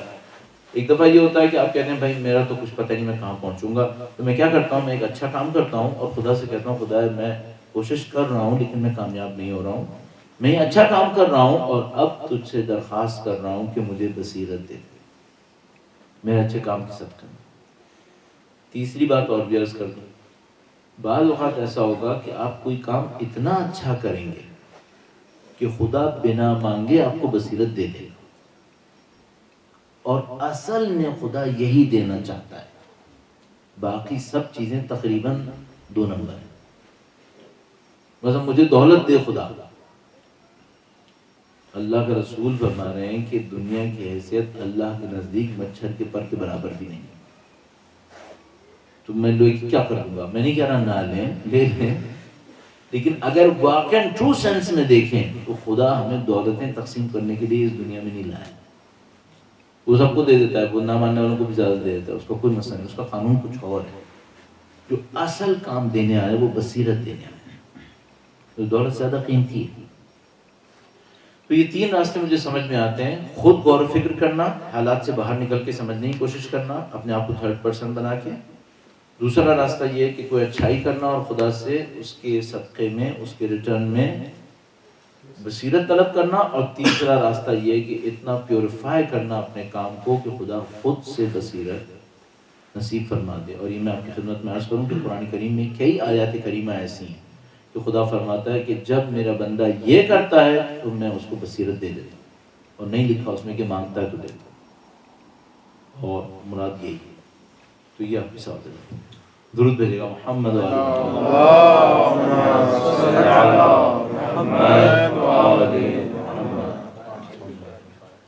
آپ نے کچھ عرصہ پہلے ایک تقریر میں کہا تھا کہ دین کو اپنی زندگی میں آزمائیں، اس کی تھوڑی وضاحت کر دیں. جی انہوں نے فرمایا کہ میں تاکہ خواتین کو بھی سوال سمجھ میں آ جائے، میں اس کا سوال شاید دہرانا بھول گیا. انہوں نے فرمایا کہ دین کو اپنی زندگی میں آزمانے کے لیے ہم نے کہیں کہا تو اس کا مطلب کیا ہے؟ اس کا مطلب بہت سادہ سا ہے. وہ یہ کہ مثلا فرض کیجئے آپ کو یہ پتہ چلا، یوں ہی عرض کر دیتا ہوں تجربے ایکسپیریمنٹس. وہ یہ کہ ایک بندہ خدا مجھے ملا ابھی اسی سفر میں، یورپ کے اسی سفر میں ایک بندہ خدا مجھے ملا اور مجھ سے کہنے لگا کہ مجھے یہ پتہ چلا ہے کہ شیخ بہائی سے کسی نے کہا کہ اہل بیت کے اندر یہ طاقت تھی کہ وہ پتھر کو سونا بنا سکتے تھے. تو شیخ بھائی نے جواب میں کہا کہ تم نے اہل بیت اطہار کو کم سمجھا، تم نے کم سمجھا. یہ پتھر کو سونا تو ان کے شاگرد بھی بنا سکتے تھے. یہ کیا بات ہے؟ پتھر کو سونا یہ تو کوئی بھی کر سکتا ہے. دنیا کی چھوٹی موٹی چیزیں تو ان کے شاگرد بھی کر سکتے ہیں. صحیح ہے. اب ذرا دیکھیے سامنے والے نے کیا کیا. اس نے کہا کہ اس کا مطلب ہے شیخ بھائی نے اتنی کانفیڈنٹلی کہا ہے تو اس کا مطلب ہے یہ خود بھی کر سکتے ہوں گے. سامنے والے نے کہا کہ بھئی یہ ایک آدمی اتنا کانفیڈنٹلی کہہ رہا ہے تو اس کا مطلب یہ ہے کہ یہ خود بھی کر سکتے ہوں گے. تو اس نے ایک اور کام کیا. اس کو دنیا میں زندگی میں کوئی مشکل پھنسنے لگتی تھی، اس نے ٹیسٹ کیا تھا چیزوں کے گم ہونے میں. صحیح ہے. تو جیسے ہی وہ دیکھتا تھا میری کوئی چیز گم ہو گئی ہے، وہ ایک سورہ فاتحہ پڑھتا تھا، شیخ بھائی کو ہدیہ کرتا تھا اور کہتا تھا کہ آؤ صاحب بسم اللہ. جو اہل بیت کے شاگرد بھی کر سکتے ہیں، ملا کر میرا یہ کام تو نپٹائیں آپ کسی طریقے سے. تو اس نے مجھے بتایا، میں نے اس سے پوچھا تو اس نے مجھے بتایا کہ مولانا ایک دو دفعہ نہیں، میں کہہ سکتا ہوں کہ میں نے سینکڑوں دفعہ آزما لیا اور یہ ہو رہا ہے. اس نے مجھ سے کہا. اب میں اسیوم کرتا ہوں سینکڑوں دفعہ میں تھوڑا سا مبالغہ ہو گیا ہوگا، تو اس کا مطلب یہ کہ دسویں دفعہ تو کہیں نہیں گیا. یہ ایک طریقہ ہے دین کو آزمانے کا. یہ تو اس نے روایت کی بیس پہ نہیں کیا. مثلا فرض کریں اگر مجھے ایک روایت مل جائے، یعنی میں اپنا عرض کرتا ہوں صاحب ایسا ہوا، اب اللہ جانتا ہے اس کے پیچھے کیا ہوگا، لیکن بہرحال میں عرض کر دیتا ہوں. مجھے کسی نے بتایا کہ تمہارے والد، میرے والد مرحوم، ان کے خواب میں آئے، نہیں بتانا چاہ رہا کون، اور انہوں نے یہ کہا میرے لیے کہ مرتضیٰ سے کہنا کہ میں آخرت میں گھر نہیں بنا سکا، تم بنا لو، تم بناؤ. میں نے اس کو شروع میں سیریس نہیں لیا. ٹھیک ہے، لوگ خواب دیکھتے رہتے. پھر بعد میں کچھ عرصے کے بعد مجھے یاد آیا، میرے ذہن میں آیا کہ میں اس کو سیریس کیوں نہ لوں. اگر صحیح نہیں بھی ہوا یہ خواب تو میسج برا نہیں ہے. مجھے بالآخر آخرت میں زندگی گزارنی ہے، مجھے آخرت میں کچھ چیزیں چاہیے. مجھے پتا ہے دنیا میں جس طرح یہاں پہ مجھے گھر چاہیے ہوتا ہے، مجھے برزخ کی زندگی میں بھی یہ سب چاہیے. تو میں نے کہا کہ ٹھیک ہے، میں اب اس کو سیریس لیتا ہوں. اس کے بعد میں نے سوچا کہ میں جا کے دیکھوں اہل بیت اطہار علیہ السلام نے اپنی روایات کے اندر کس بات پہ وعدہ کیا ہے کہ انسان کا آخرت میں گھر بن جاتا ہے. مجھے ٹرائی کرنا چاہیے کس چیز پر اہل بیت نے وعدہ کیا ہے کہ اگر کوئی یہ کرے تو آخرت میں اس کا گھر بن جاتا ہے، آخرت میں اس کا گھر بن جاتا ہے. صحیح. تو ابھی دین کو آزمانا یہ ہوگا کہ میں جا کے دیکھوں روایتوں میں کیا کیا مورد ہیں، ان کے اوپر عمل کرنا شروع کر دوں اور اس بات کا انتظار کروں کہ کبھی مجھے یہ خبر ملے کہ بالآخر آخرت میں میرا گھر بنا یا نہیں بنا. یہ آخرت کے بارے میں دین کو آزمانا ہے. پہلی مثال میں نے دین کو کس لیے آزمایا تھا؟ دنیا کے لیے. اب دوسری مثال کے اندر دین کو آزمایا ہے آخرت کے لیے. البتہ اس دوسرے والے پریکٹس میں اور اس میں ایکسپیریمنٹ کے اندر مشکل یہ ہے کہ اس کی سکسیس کی رپورٹ اتنی آسان نہیں ہے. کون وہاں سے لا کے بتائے گا کہ ادھر کے ڈاکومنٹیشن میں میرا گھر بنا یا نہیں بنا، ٹرانسفر ہوا یا نہیں ہوا، تو اس کی خبر لانا مشکل ہے. لیکن میں کہوں گا کم از کم دنیا کے لیے تو دین آزماؤ، دنیا کے لیے تو دین آزما لیں. مثال کے طور پر ایک آدمی میرے پاس آیا، اس نے کہا مولانا میرا بچہ مر گیا، ایک ہی بیٹا تھا اس کا. کہنے لگا مولانا میرا بچہ مر گیا. کہنے لگا میں بہت اپنے آپ کو اور اپنی بیوی کو سمجھاتا ہوں کہ دیکھو ہم اگر بچے کو پالتے بھی، بڑا بھی ہوتا، جوان ہو گیا تھا بیچارہ، کہنے لگا میں اس کو سمجھاتا ہوں کہ بھئی اگر یہ زندہ رہتا تو کیا ہونا تھا، ہم نے مر جانا تھا، بعد میں اس نے بھی ہمارے پاس آنا تھا. اب اس سے یہ ہوا ہے کہ پہلے وہ چلا گیا ہے، ہم بعد میں چلے جائیں گے. یہی ہونا تھا نا کہ پہلے ہم نے مرنا تھا، کچھ عرصے بعد اس نے آنا تھا. تھوڑا سا الٹا ہو گیا. ابھی وہ پہلے چلا گیا ہے، ہم بعد میں چلے جائیں گے. اگر یہاں پہ رہتا تو ہمیں کھٹکا لگا رہتا کہ پتہ نہیں بیچارے کے ساتھ کیا ہو جائے گا. اب چلو سیف ہینڈز میں. اچھی جگہ چلا گیا. تو کہنے لگا میں بہت اپنے آپ کو اور اپنی بیوی کو سمجھاتا رہتا ہوں کہ دیکھو اچھا ہو گیا, وہ بیچارہ صحیح جگہ پہ چلا گیا, معاملہ ختم ہوا, ہم بھی جھیل لیں گے, 4-5 سال زندہ رہیں گے, مارا جائیں گے, ختم ہو جائے گا. کہنے لگا دل نہیں مانتا, دل کٹتا رہتا ہے, مولانا کیا کروں اس کے لیے, اتنا اپنے آپ کو سمجھاتا ہوں, اتنا سمجھاتا ہوں. تو میں نے اس سے کہا کہ آیہ کریمہ پڑھو, الا بذکر اللہ تطمئن القلوب, اس آیت کریمہ کو پڑھو. کہنے کہ کتنا پڑھو؟ میں نے کہا بھائی جتنا بھی پڑھ سکتے ہو پڑھو, کوئی جادو تھوڑی ہے کہ 85 ٹائمز پڑھنا ہے, 75 ٹائمز پڑھنا ہے. بعض روایتوں میں آتا ہے ایسے پڑھنا ہے ایسے پڑھنا ہے, اس میں کوئی قید نہیں, جتنا پڑھنا ہے پڑھ. کہنے لگا ٹھیک ہے. کچھ عرصے کے بعد مجھے ملا, تو میں نے اس سے پوچھا کہ مجھے میرے پاس آیا اسی طرح جیسے. کہنا مولانا اس آیت نے کام کیا ہے, میرے دل کی پریشانی کافی کم ہوئی ہے. اچھا یہ دین آزما گیا ہے نہیں آزمایا؟ ایکسپیریمنٹ ہو گیا نا, ایک رزلٹ نکل آیا نا. اب آپ کے پاس پڑا رہے, کبھی آپ کا دل گھبرا رہا ہو, آپ بھی شروع کر دو. دین آزمانا ایسے کہتے ہیں.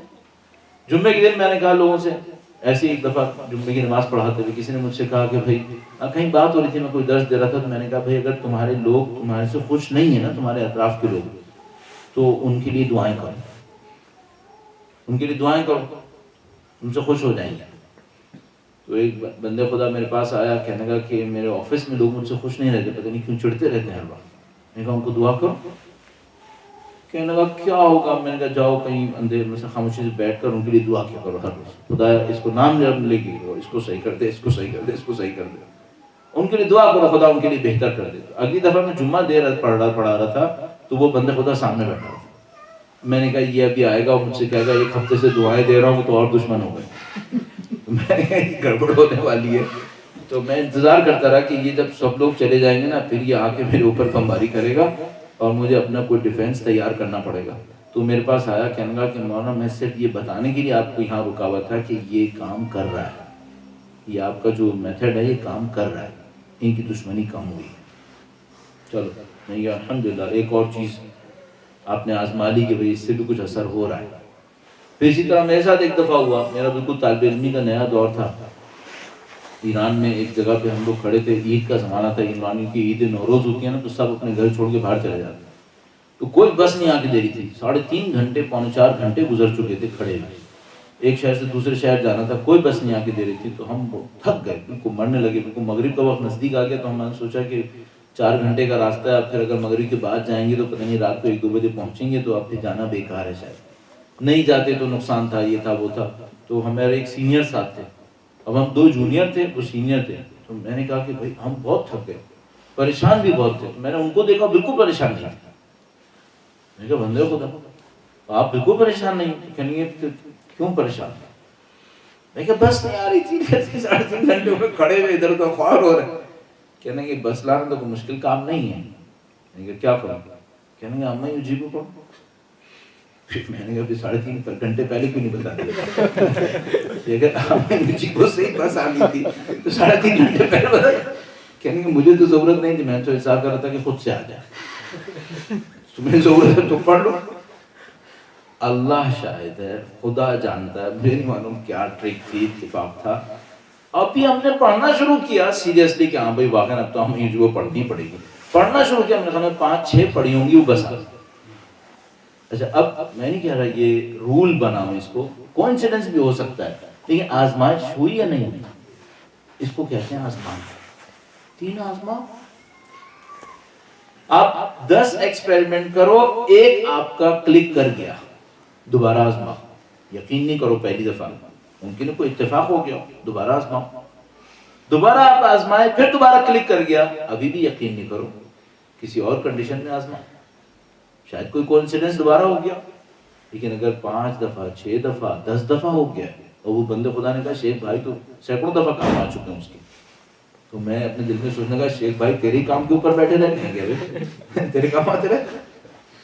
لیکن بہرحال اگر وہ کام آ رہے ہیں تو اس کو تو یقین ہو گیا نا. آپ دین کو اس طرح آزمائیں, پھر دیکھیں آپ کا دین آپ کو رزلٹ دیتا ہے یا نہیں دیتا. البتہ صرف ایک بات اور عرض کروں گا. مثلا فرض کر لیجئے کہ آپ کو کسی ڈاکٹر نے ایک میڈیسن دی, اور اس نے کہا کہ بھائی اس میڈیسن کو صبح اتنی دفعہ لینا, شام کو اتنی دفعہ لینا, رات کو اتنی دفعہ لینا. آپ نے لی اور اثر نہیں ہوا اور آپ ڈاکٹر کے پاس گئے اور آپ سے کہا کہ بھائی یہ کیا ہے، میں دوائی اثر ہی نہیں کرتی، اور اس نے دوائی دیکھی اور اس نے کہا کہ یہ تو میں نے کہی ہی نہیں تھی، یا اس نے کہا کہ تم جو کر رہے تھے یہ میں نے اس طرح سے نہیں کہا تھا. اس کا ذرا خیال کر لیں کہ جس کو آپ ٹرائی کریں وہ اوتھینٹک ہونا چاہیے، ایک بات. دوسرا مسئلہ ہوتا ہے بعض چیزوں کی کوئی پری کنڈیشن ہوتی ہے، تو یہ حکیموں کے کام میں بہت ہوتا ہے. وہ کہتے ہیں مثلا یہ چیز اس کے ساتھ جمع نہیں ہونی چاہیے تھی، آپ نے کیوں کیا؟ مثال کے طور پر اللہ محفوظ کرے، بہت کچھ گناہ ایسے ہیں جن کے ساتھ دعائیں اثر نہیں کرتی، ایسی کوئی مصیبت نہ آئے گی، اس کو تھوڑا سا خیال کرنا پڑے گا. میں نہیں کہنا چاہ رہا کہ آپ یہ کہیں گے لو جی مارجن میں ایسا ڈالا ہے کہ کچھ بچے ہی نہیں، اب جب بھی میں ٹیسٹ کروں گا بعد میں یہی سوچتا رہوں گا کوئی ایسا گناہ نہ ہو. وہ کچھ خاص گناہ ہوتے ہیں، اللہ سب کو محفوظ کرے، باقی زندگی عام زندگی میں اس کا اثر ہونا چاہیے. تو آپ ٹرائی کریں اس طرح دین کو آزمانا کیا. درود بھیجیں محمد و آل محمد. اللہم صلی علی محمد و آل محمد. الحمدللہ. آقا آپ نے فرمایا کہ بری عادتوں کو پہچانے پہلے اور پھر ان کو ختم کریں، تو ظاہراً ایک مشکل کام ہے.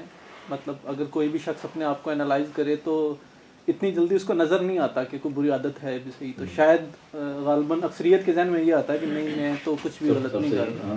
تو ایک تو پہچاننے کا طریقہ کیا ہے اور پھر چھوڑنے کا طریقہ کیا ہے؟ کیا تدریجاً ہی چھوڑا جائے؟ مطلب ایک چھوٹی عادت بری عادت کو پکڑنے اور اس کو کہہ دیں کہ بس اس کو میں نے ضرور ختم کرنا ہے، اور جب وہ مکمل طور پہ ختم ہو جائے پھر اگلی پہ آئیں، یا کوئی اور طریقہ ہے؟ پہلی بات اسی سوال سے متعلق ہی میرا بھی سوال ہے، جو وہ اگر کام شروع کرنا چاہیں اسی آبجیکٹیو پہ اسماء حسنہ کے حوالے سے، تو کوئی ہیلپ فل لسٹ صحیح ہو جائے گی کہ پہلے اس والی پہ کریں، پھر اس سے مطلب کہ پہلی پہ آپ عمل کر چکے تو دوسری میں آسانی ہو جائے گی، اور پھر تھرڈ میں کوئی پرائرٹی والی ٹاپ پرائرٹی جمع کرنے کی کوشش کرتا ہوں. میں بھی سوال ایڈ کرنا، جب آپ اچھی عادتوں کو اپنانا شروع کرتے ہیں، بری عادتوں کو چھوڑنے کی طرف توجہ دیتے ہیں، تو کافی سارے فیکٹرز ہیں وہ افیکٹ کرتے ہیں. فار ایگزامپل آپ کی کمپنی کیسی ہے، اس طرح تو اور کون سے فیکٹرز ہیں جن کا ماحول. میرے خیال میں مزید نہ بڑھائیں، یہ بیچارہ جہاز ٹیک آف کر ہی نہ سکے لوڈ کی وجہ سے. تو دو تین سوال ہمارے پاس آ گئے. پہلی بات تو ہے کہ اپنی غلط عادت یا بری عادت کو آئیڈینٹیفائی کیسے کریں. کیونکہ کوئی بھی آدمی زیادہ تر ریئلائز نہیں کرتا کہ میرے اندر بری عادت کون سی ہے، ایک مسئلہ. دوسرا مسئلہ یہ ہے کہ بری عادت کو چھوڑنے میں آپ نے کیا کہا تھا، تدریجاً کیا کیسے کیا جائے. ایک جھٹکے سے ایک سب کو چھوڑ دیا جائے، ایک ایک کر کے چھوڑا جائے. پھر انہوں نے اچھی عادت کے لیے بھی کہا کہ بھئی کیا اچھی عادتوں میں ہم کوئی پرائرٹی لسٹ بنا سکتے ہیں، اور آپ نے بھی اسی طریقے سے کہا کہ کون کون سے فیکٹر اس کے اندر انوالو ہو سکتے ہیں. اچھا، بری عادت کو آئیڈینٹیفائی کیسے کیا جائے. میرا اپنا خیال یہ ہے، ہر آدمی کے ساتھ کچھ لوگ ایسے ہوتے ہیں جن کی سنسیئرٹی میں کوئی ڈاؤٹ نہیں ہوتا. یہ بہت صحیح لوگ ہوتے ہیں. مثال کے طور پر میں اپنے اطراف میں دیکھوں نا، سینکڑوں لوگ میرے ساتھ ساتھ چل رہے ہوں گے، میں ان کے ساتھ چل رہا ہوں گا، لیکن مجھے پتا ہوگا کہ ان سینکڑوں لوگوں میں 2-4 ایسے ہیں جو میرے لیے ڈیڈ سنسیئر، یہ میرے مخلصین ہیں. مثلا میرے ماں باپ، مثال کے طور پر میرا کوئی دوست ایسا کہ جو میرے لیے بے دھڑک ہے. بے دھڑک کیا مطلب، مجھ سے اپنی کسی غرض کی خاطر کچھ نہیں چھپائے گا، میرے منہ پہ کہہ سکتا ہے، سنسیئرلی کہے گا، مجھے تکلیف دینے کے لیے نہیں، مجھے امپروو کرنے کے لیے.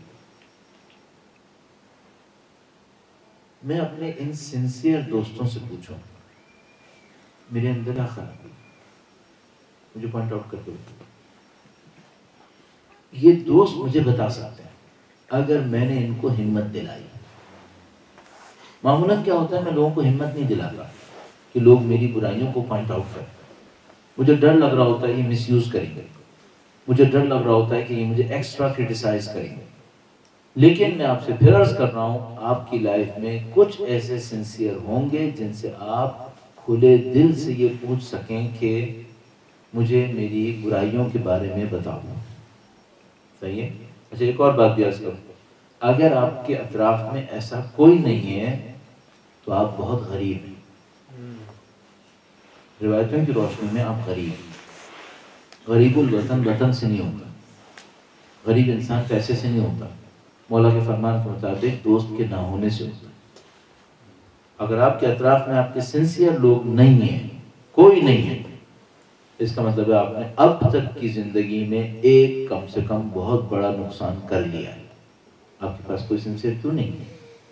اتنی زندگی بتائی، سنسیئر بھی نہیں ڈھونڈ سکتے، تو آپ کے پاس سنسیئر آدمی ہونا چاہیے اور ایسا مخلص ہونا چاہیے جو آپ کو بتا سکے کہ آپ کے اندر کیا برائی ہے۔ معمولاً کیا ہوتا ہے تو یہ کہ آپ کسی پوچھنے والے سے اس طرح سے پوچھتے ہیں بتاؤ میرے اندر خرابی کیا ہے، وہ جھجکتا ہے کہ میں اگر اس کو خرابی بتاؤں گا نا اس کا دل ٹوٹ جائے گا۔ سنسیئر بھی بعض اوقات کہتا ہے یار اس کا دل ٹوٹ جائے گا، تو آپ اس کو ایک اور طریقے سے چینج کریں۔ آپ اس سے کہیں کہ یہ بتاؤ تم میرے اتنے اچھے دوست ہو، میں اپنی کون سی غلط چیز چھوڑ دوں تو تمہیں خوشی ہوگی؟ میں کون سی اپنbe غلط عادت چھوڑ دوں تو تم خوش ہو جاؤ؟ بتاؤ مجھے، میں تمہیں خوش کرنا چاہتا ہوں۔ آپ اپنی غلطیوں کو اس طرح آئیڈینٹیفائی کر سکتے ہیں۔ اور میں آپ کی خدمت میں عرض کر رہا ہوں کہ اگر کوئی انسان چاہے تو اپنی خرابیوں کو پہچاننا مشکل کام نہیں ہے۔ تیسری بات عرض کروں، سنسیئر دوست خود آپ، اور تیسری بات خدا بتا سکتا ہے یا نہیں بتا سکتا؟ یہ جو لوگ مجھ سے کبھی کہتے ہیں نا آپ سے اور ہم سے، ہم نے خواب میں یہ دیکھا، ہم نے خواب میں وہ دیکھا، پھر اپنی فضیلتوں کے خواب سنانا شروع کر دیا۔ یہ خواب کرامت نہیں ہے۔ اصلی خواب کون سا کرامت ہے؟ جس میں آپ کو کوئی بتائے کہ آپ کی خرابی کیا ہے، وہ اصلی خواب ہے۔ فضیلتوں کے خواب آپ کے خواب نہیں ہیں، ایکچولی وہ کچھ اور معاملہ ہے۔ آپ کے اصلی خواب وہ خواب ہیں جس میں یہ آئیڈینٹیفائی ہو کہ آپ کے اندر یہ خرابی ہے۔ یہ شیطان نہیں دکھائے گا آپ کے اندر خرابی کیا ہے، یہ خواب آپ کو شیطان نہیں دکھائے گا۔ فضیلتوں کے خواب شیطان دکھا سکتا ہے، وہ دکھائے آپ کتنے سپیریئر ہیں، اس دکھائے گا تاکہ آپ اور کرین پہ چڑھ جاؤ، پھر آپ سے فائدہ اٹھائے گا۔ لیکن یہ کہ آپ کو کوئی خواب میں یہ بتائے کہ آپ کے اندر خرابی کیا ہے، یہ خدا کا نظام کرے گا، یہ اور کوئی نہیں کرے گا۔ تو یہ دو تین راستے ہیں جس سے آپ اپنی خرابی کو آئیڈینٹیفائی کریں۔ اچھا، ایک دفعہ آئیڈینٹیفائی ہوا، کچھ پتہ چلا، تھوڑا سا اور انالیسس کریں، دیکھیں اس کی ڈیپتھ کیا ہے، ڈیپتھ کیا ہے۔ میں آپ کی خدمت میں تفصیل نہیں عرض کرنا چاہ رہا، پھر ایک کہانی بن جائے گی وہ لمبی چوڑی۔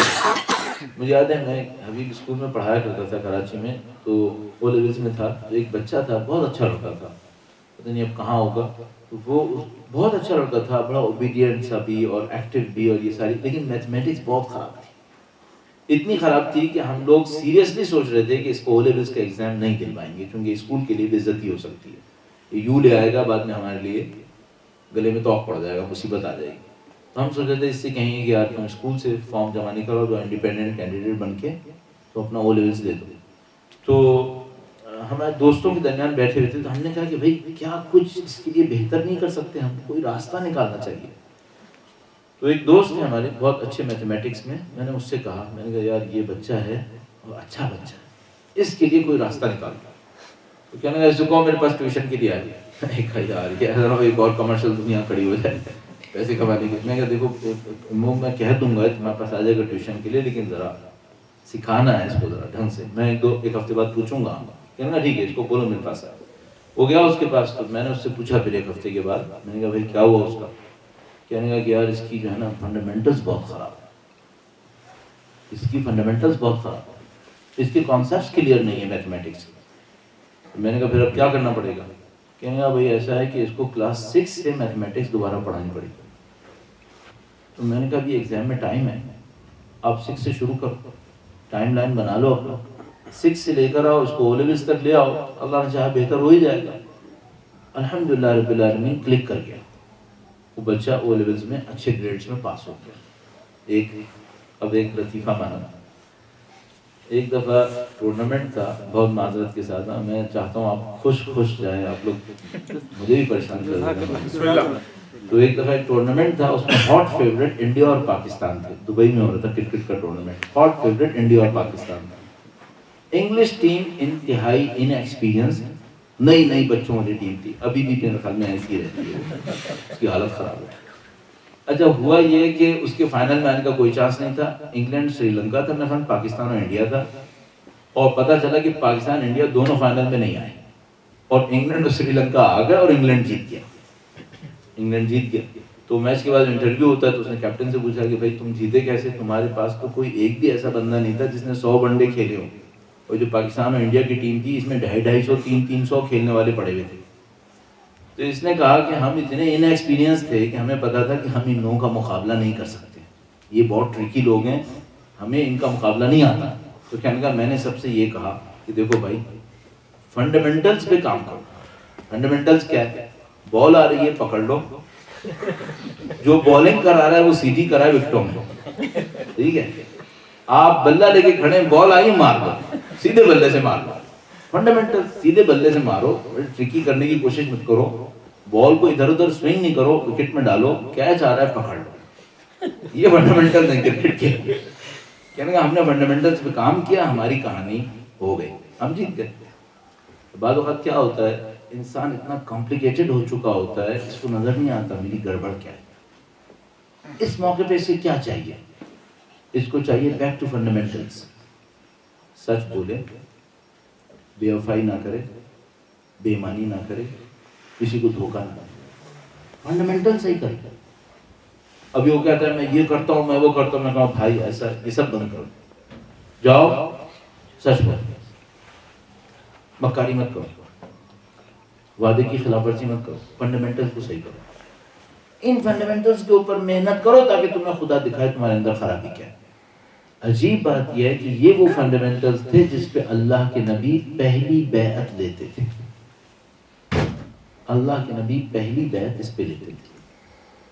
تو پہلا اسٹیج یہ ہے کہ آپ اپنے فنڈامنٹلز کو صحیح کر لیں. اب دوسرا اسٹیج پہ عرض کر دوں تاکہ کوئی یہ نہ کہ یہ تو معاملہ ہر جرمن نے صحیح کر لیا ہے تو ان کا معاملہ ختم ہو گیا. نہیں، اس کے آگے بھی ایک کہانی ہے. وہ کہانی بھی آپ کو سناتا چلوں.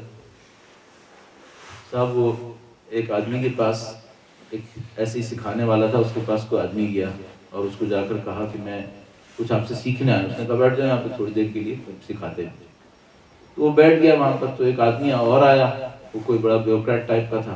وہ آیا اور جو سکھا رہا تھا استاد اس سے کہا کہ بھائی میرے اندر تکبر بہت ہے، میرے اندر ایروگینس ہے، تو میں اپنے ایروگینس کا علاج کیسے کروں؟ تو اس نے کہا کہ بھائی یہ جو سامنے جوتیاں رکھی ہیں نا، ان جوتیوں کو سیدھا کرو، اور جو بھی جوتی اتارے اس کے پاؤں سے چپل اتارو، جوتے اتارو اور اس کو سیدھا کر کے رکھو.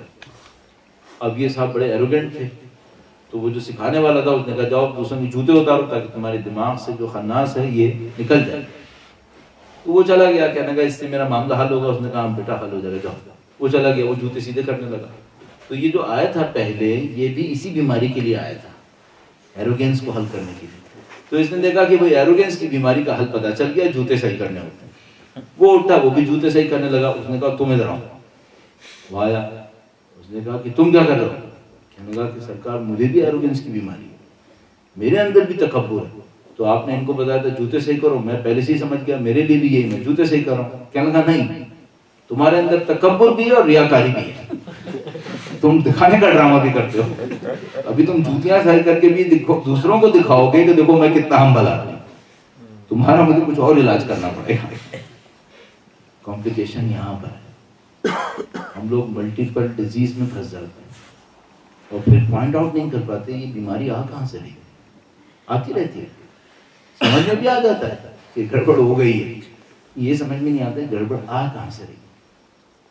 شاید سب سے خطرناک گڑبڑ خود پسندی ہے.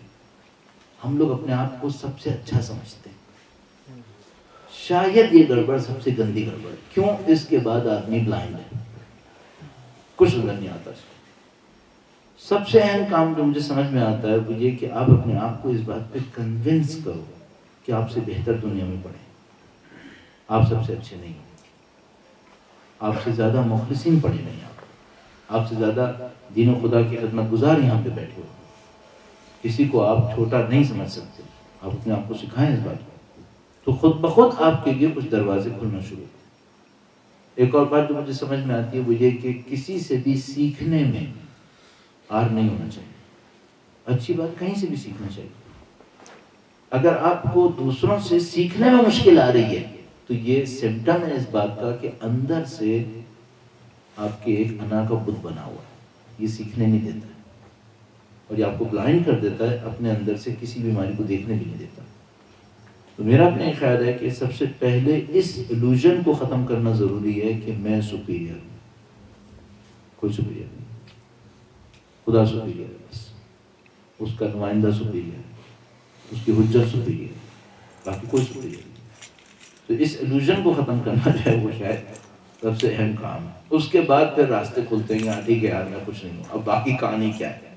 تو پھر باقی کہانی وہ سیکھنے کو بھی ہے اور بہت کچھ ہے. درود بھیجو محمد و آل محمد.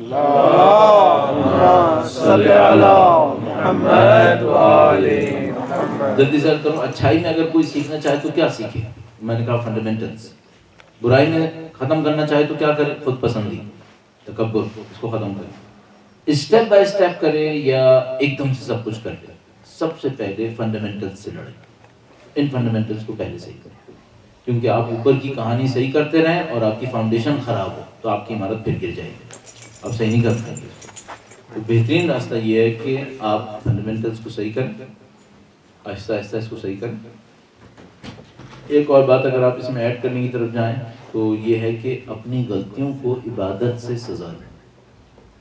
مثلا آپ نے پوائنٹ آؤٹ کیا میرے اندر یہ خرابی ہے اور وہ دوبارہ آ رہی ہے، تو اپنے آپ کو کسی عبادت سے سزا دیں. مثلا آپ یہ سزا دیں کہ اب اگر میں نے اپنے اندر یہ خرابی دیکھی تو میں مثلا ایسے میں کہہ رہا ہوں 100 دفعہ استغفار کروں اور خدا سے پناہ مانگوں گا کہ میری یہ بیماری میرے اندر ختم کیوں نہیں ہوتی. اچھا یہ میں آخری دفعہ کہتا ہوں، یہ بہت غلط بات ہے کہ پھر دوبارہ کوئی چیز دماغ میں آ جاتی ہے تو میں پھر کہہ دیتا ہوں. بعض بیماریاں اتنی ڈھیٹ ہیں، اتنی گندی ہیں کہ کوئی بہت بڑا ڈیٹیکٹر بھی اس کو ڈیٹیکٹ نہیں کر پاتا، اندر گھسی رہتی ہیں اور کینسر کی طرح کم وقت اندر سے خالی کر دیتی ہیں. تو اس کے لیے اللہ کی کوئی خاص عنایت چاہیے ہوتی ہے جو بتا دیتی ہے کہ بھائی یہ تیرے اندر یہ مصیبت ہے، بہت خاص عنایت. ایک واقعہ سنا دیتا ہوں تاکہ میں بھی تھوڑا سا فریش ہو جاؤں. آیت اللہ محسن قرارتی بہت بڑے ایک عالم ہیں ایران میں، شاید 30 سال ہو گئے ویکلی ان کا لیکچر آتا ہے ٹیلی ویژن کے اوپر، چینل 1 کے اوپر. بہت بڑی بات ہے کہ آدمی 30 سال پوری قوم کو لیکچر دے اور بہت اٹریکٹیو لیکچر ہوتا ہے. تو ایک دفعہ ہمارے مدرسے میں آئے، میرا خیال میں 1985 میں، میرا اپنے خیال ہے 1985 تھا شاید. تو آئے، انہوں نے کہا کہ میں نے اللہ سے چاہا کہ مجھے مخلص بنا، خلوص کا اضافہ کر دیں، میرے اندر سے ریاکاری ختم ہو جائے، میں کسی کے لیے نہیں کروں، صرف خدا کے لیے کروں. تو کہنے لگے کہ میں 8ویں امام کے روضے پہ گیا، میں نے وہاں جا کے خوب دعا مانگی کہ مولا میں چاہتا ہوں میں خالص ہو جاؤں، میرے اندر کوئی ریاکاری نہ ہو، میں کسی کو دکھانے کے لیے نہ کروں.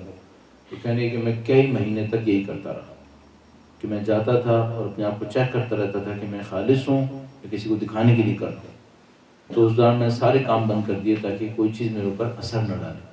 تو اس کے بعد کہنے لگے کہ میں مشہد گیا اور مشہد میں میں ایک مدرسے میں داخل ہوا، اور جب میں مدرسے میں جا رہا تھا تو ایک لڑکا میری طرف کمر کیے ہوئے کھڑا تھا. ایران میں کسی بڑے کی طرف کمر کر کے کھڑے ہونا برا سمجھا جاتا ہے، آپ کو یاد ہوگا شاید ہمارے پرانے کلچر میں ایسے ہی تھی. تو وہ کہنے لگے کہ میری طرف کمر کر کے کھڑا تھا، مجھے برا لگا کہ یہ کیوں اس طرح کی کر رہا ہے. پھر اس نے مڑ کے دیکھا کہ میں آ رہا ہوں، پھر بھی یوں ہی کھڑا ہوا. تو کہنے لگے کہ پہلے میں سوچا تھی کہ پہلے تو نہیں پتا تھا، اب تو دیکھ بھی لیا تھا، اب تو کم سے کم سیدھا تو ہو جائے گا، یہ کیا ہے یہ حرکت اس کی. کہنے لگے میں وہاں سے گزرا اور مجھے اچھا نہیں لگا. پھر جب میں رات کو سونے لگا تو مجھے سمجھ میں آیا کہ میری ساری محنت بیکار ہو گئی. اب بھی میں انسانوں سے ریٹرن چاہتا ہوں.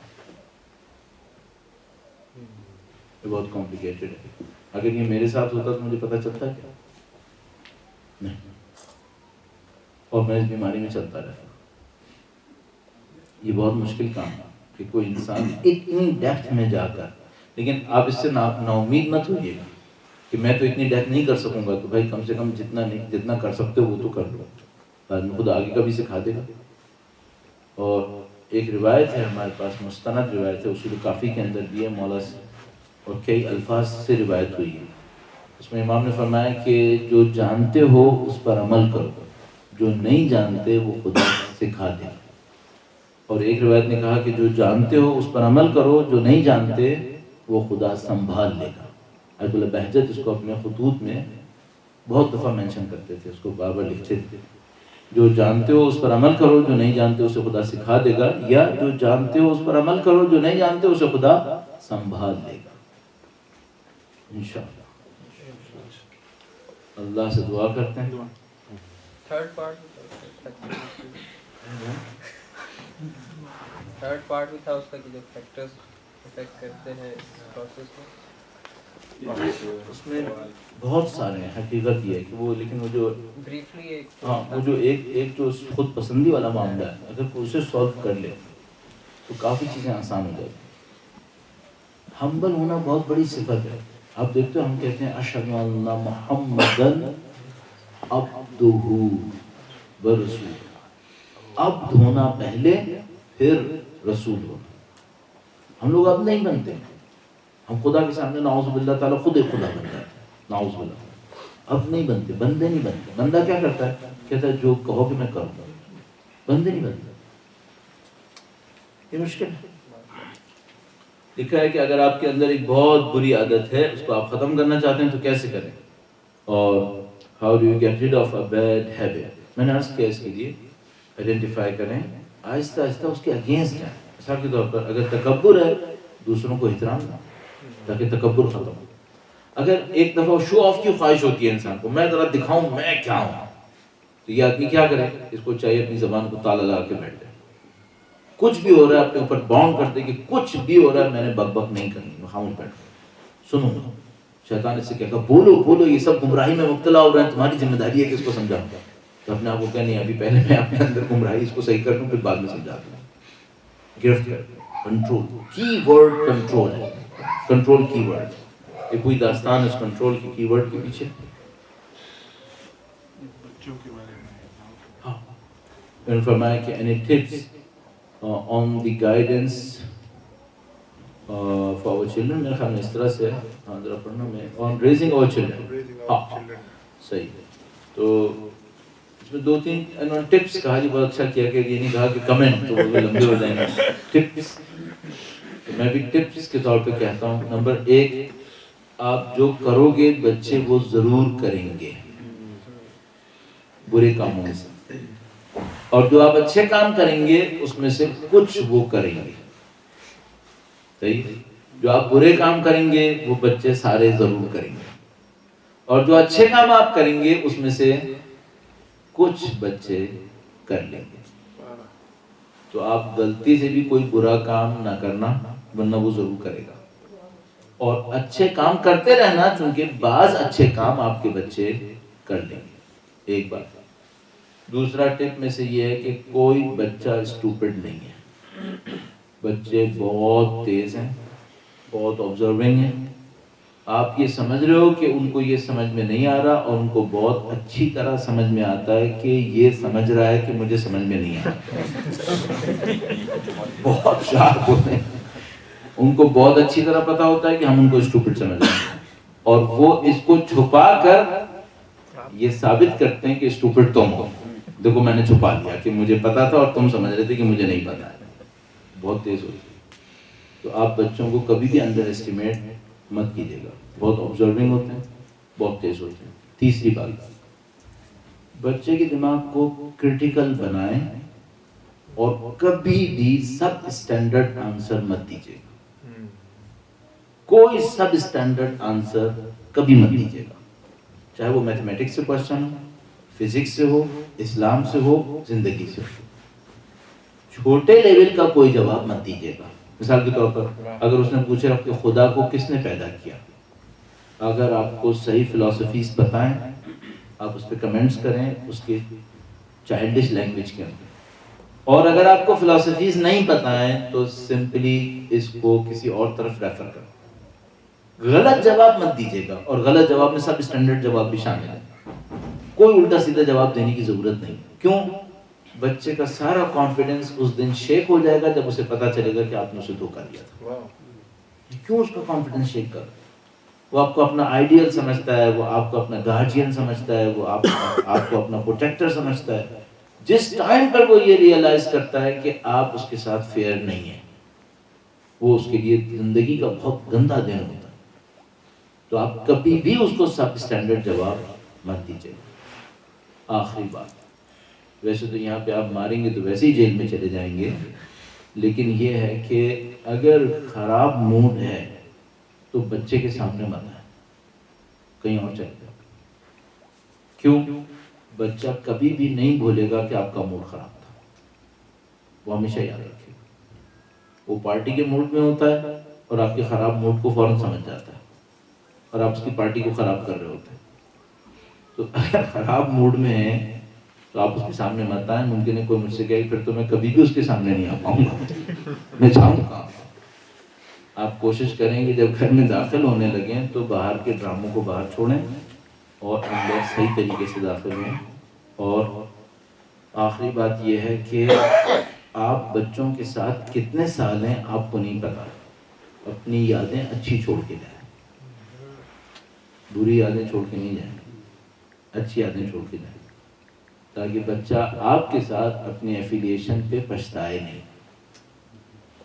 وہ پراؤڈلی کہے کہ یہ میرا باپ تھا. اللہ انشاءاللہ بہتر. پروردگار سے دعا کرتے ہیں پاک پروردگار سید الشہداء کے نام کے صدقے میں، اہل بیت اطہار علیہ السلام کی نورانیت کے صدقے میں اس قلیل کو اپنی بارگاہ میں قبول فرما. خدایا تو ہماری مشکلات سے واقف ہے، خدایا تو ہماری پریشانیوں سے واقف ہے دنیا میں اور آخرت میں، اور تو جانتا ہے کس کی ہمارے نزدیک اہمیت ہے. پاک پروردگار تجھ واسطہ محمد و آل محمد ہمیں اپنے دین کی حفاظت کرنے کی طاقت نصیب فرما، ہمیں اپنی دنیا کو سنوارنے کی سعادت نصیب فرما. اے خدایا ہمیں آخرت کی زندگی کو تیار کرنے کی سعادت نصیب فرما. اے خدایا تجھے واسطہ محمد و آل محمد کا سید و سردار مولا اور آقا امام آخر الزماں کے ظہور میں تعجیل فرما. ہمیں ہماری اولادوں کو ان کے جانثاروں میں قرار فرما. خدایا ہماری زندگیاں تیری دی ہوئی امانت ہیں. خدایا اس امانت کو اپنے دین کی راہ میں شہادت قرار فرما. ربنا تقبل منا انک انت السمیع العلیم بجاہ محمد و آلہ الطاہرین. اپنے مرحومین کی ارواح کی بلندی کے لیے، اپنے ان کے گناہوں کی مغفرت کے لیے اور اللہ کی خاص ہدایت کے حصول کے لیے، وقت کے ظہور کے لیے درود بھیجیں. محمد و آل محمد.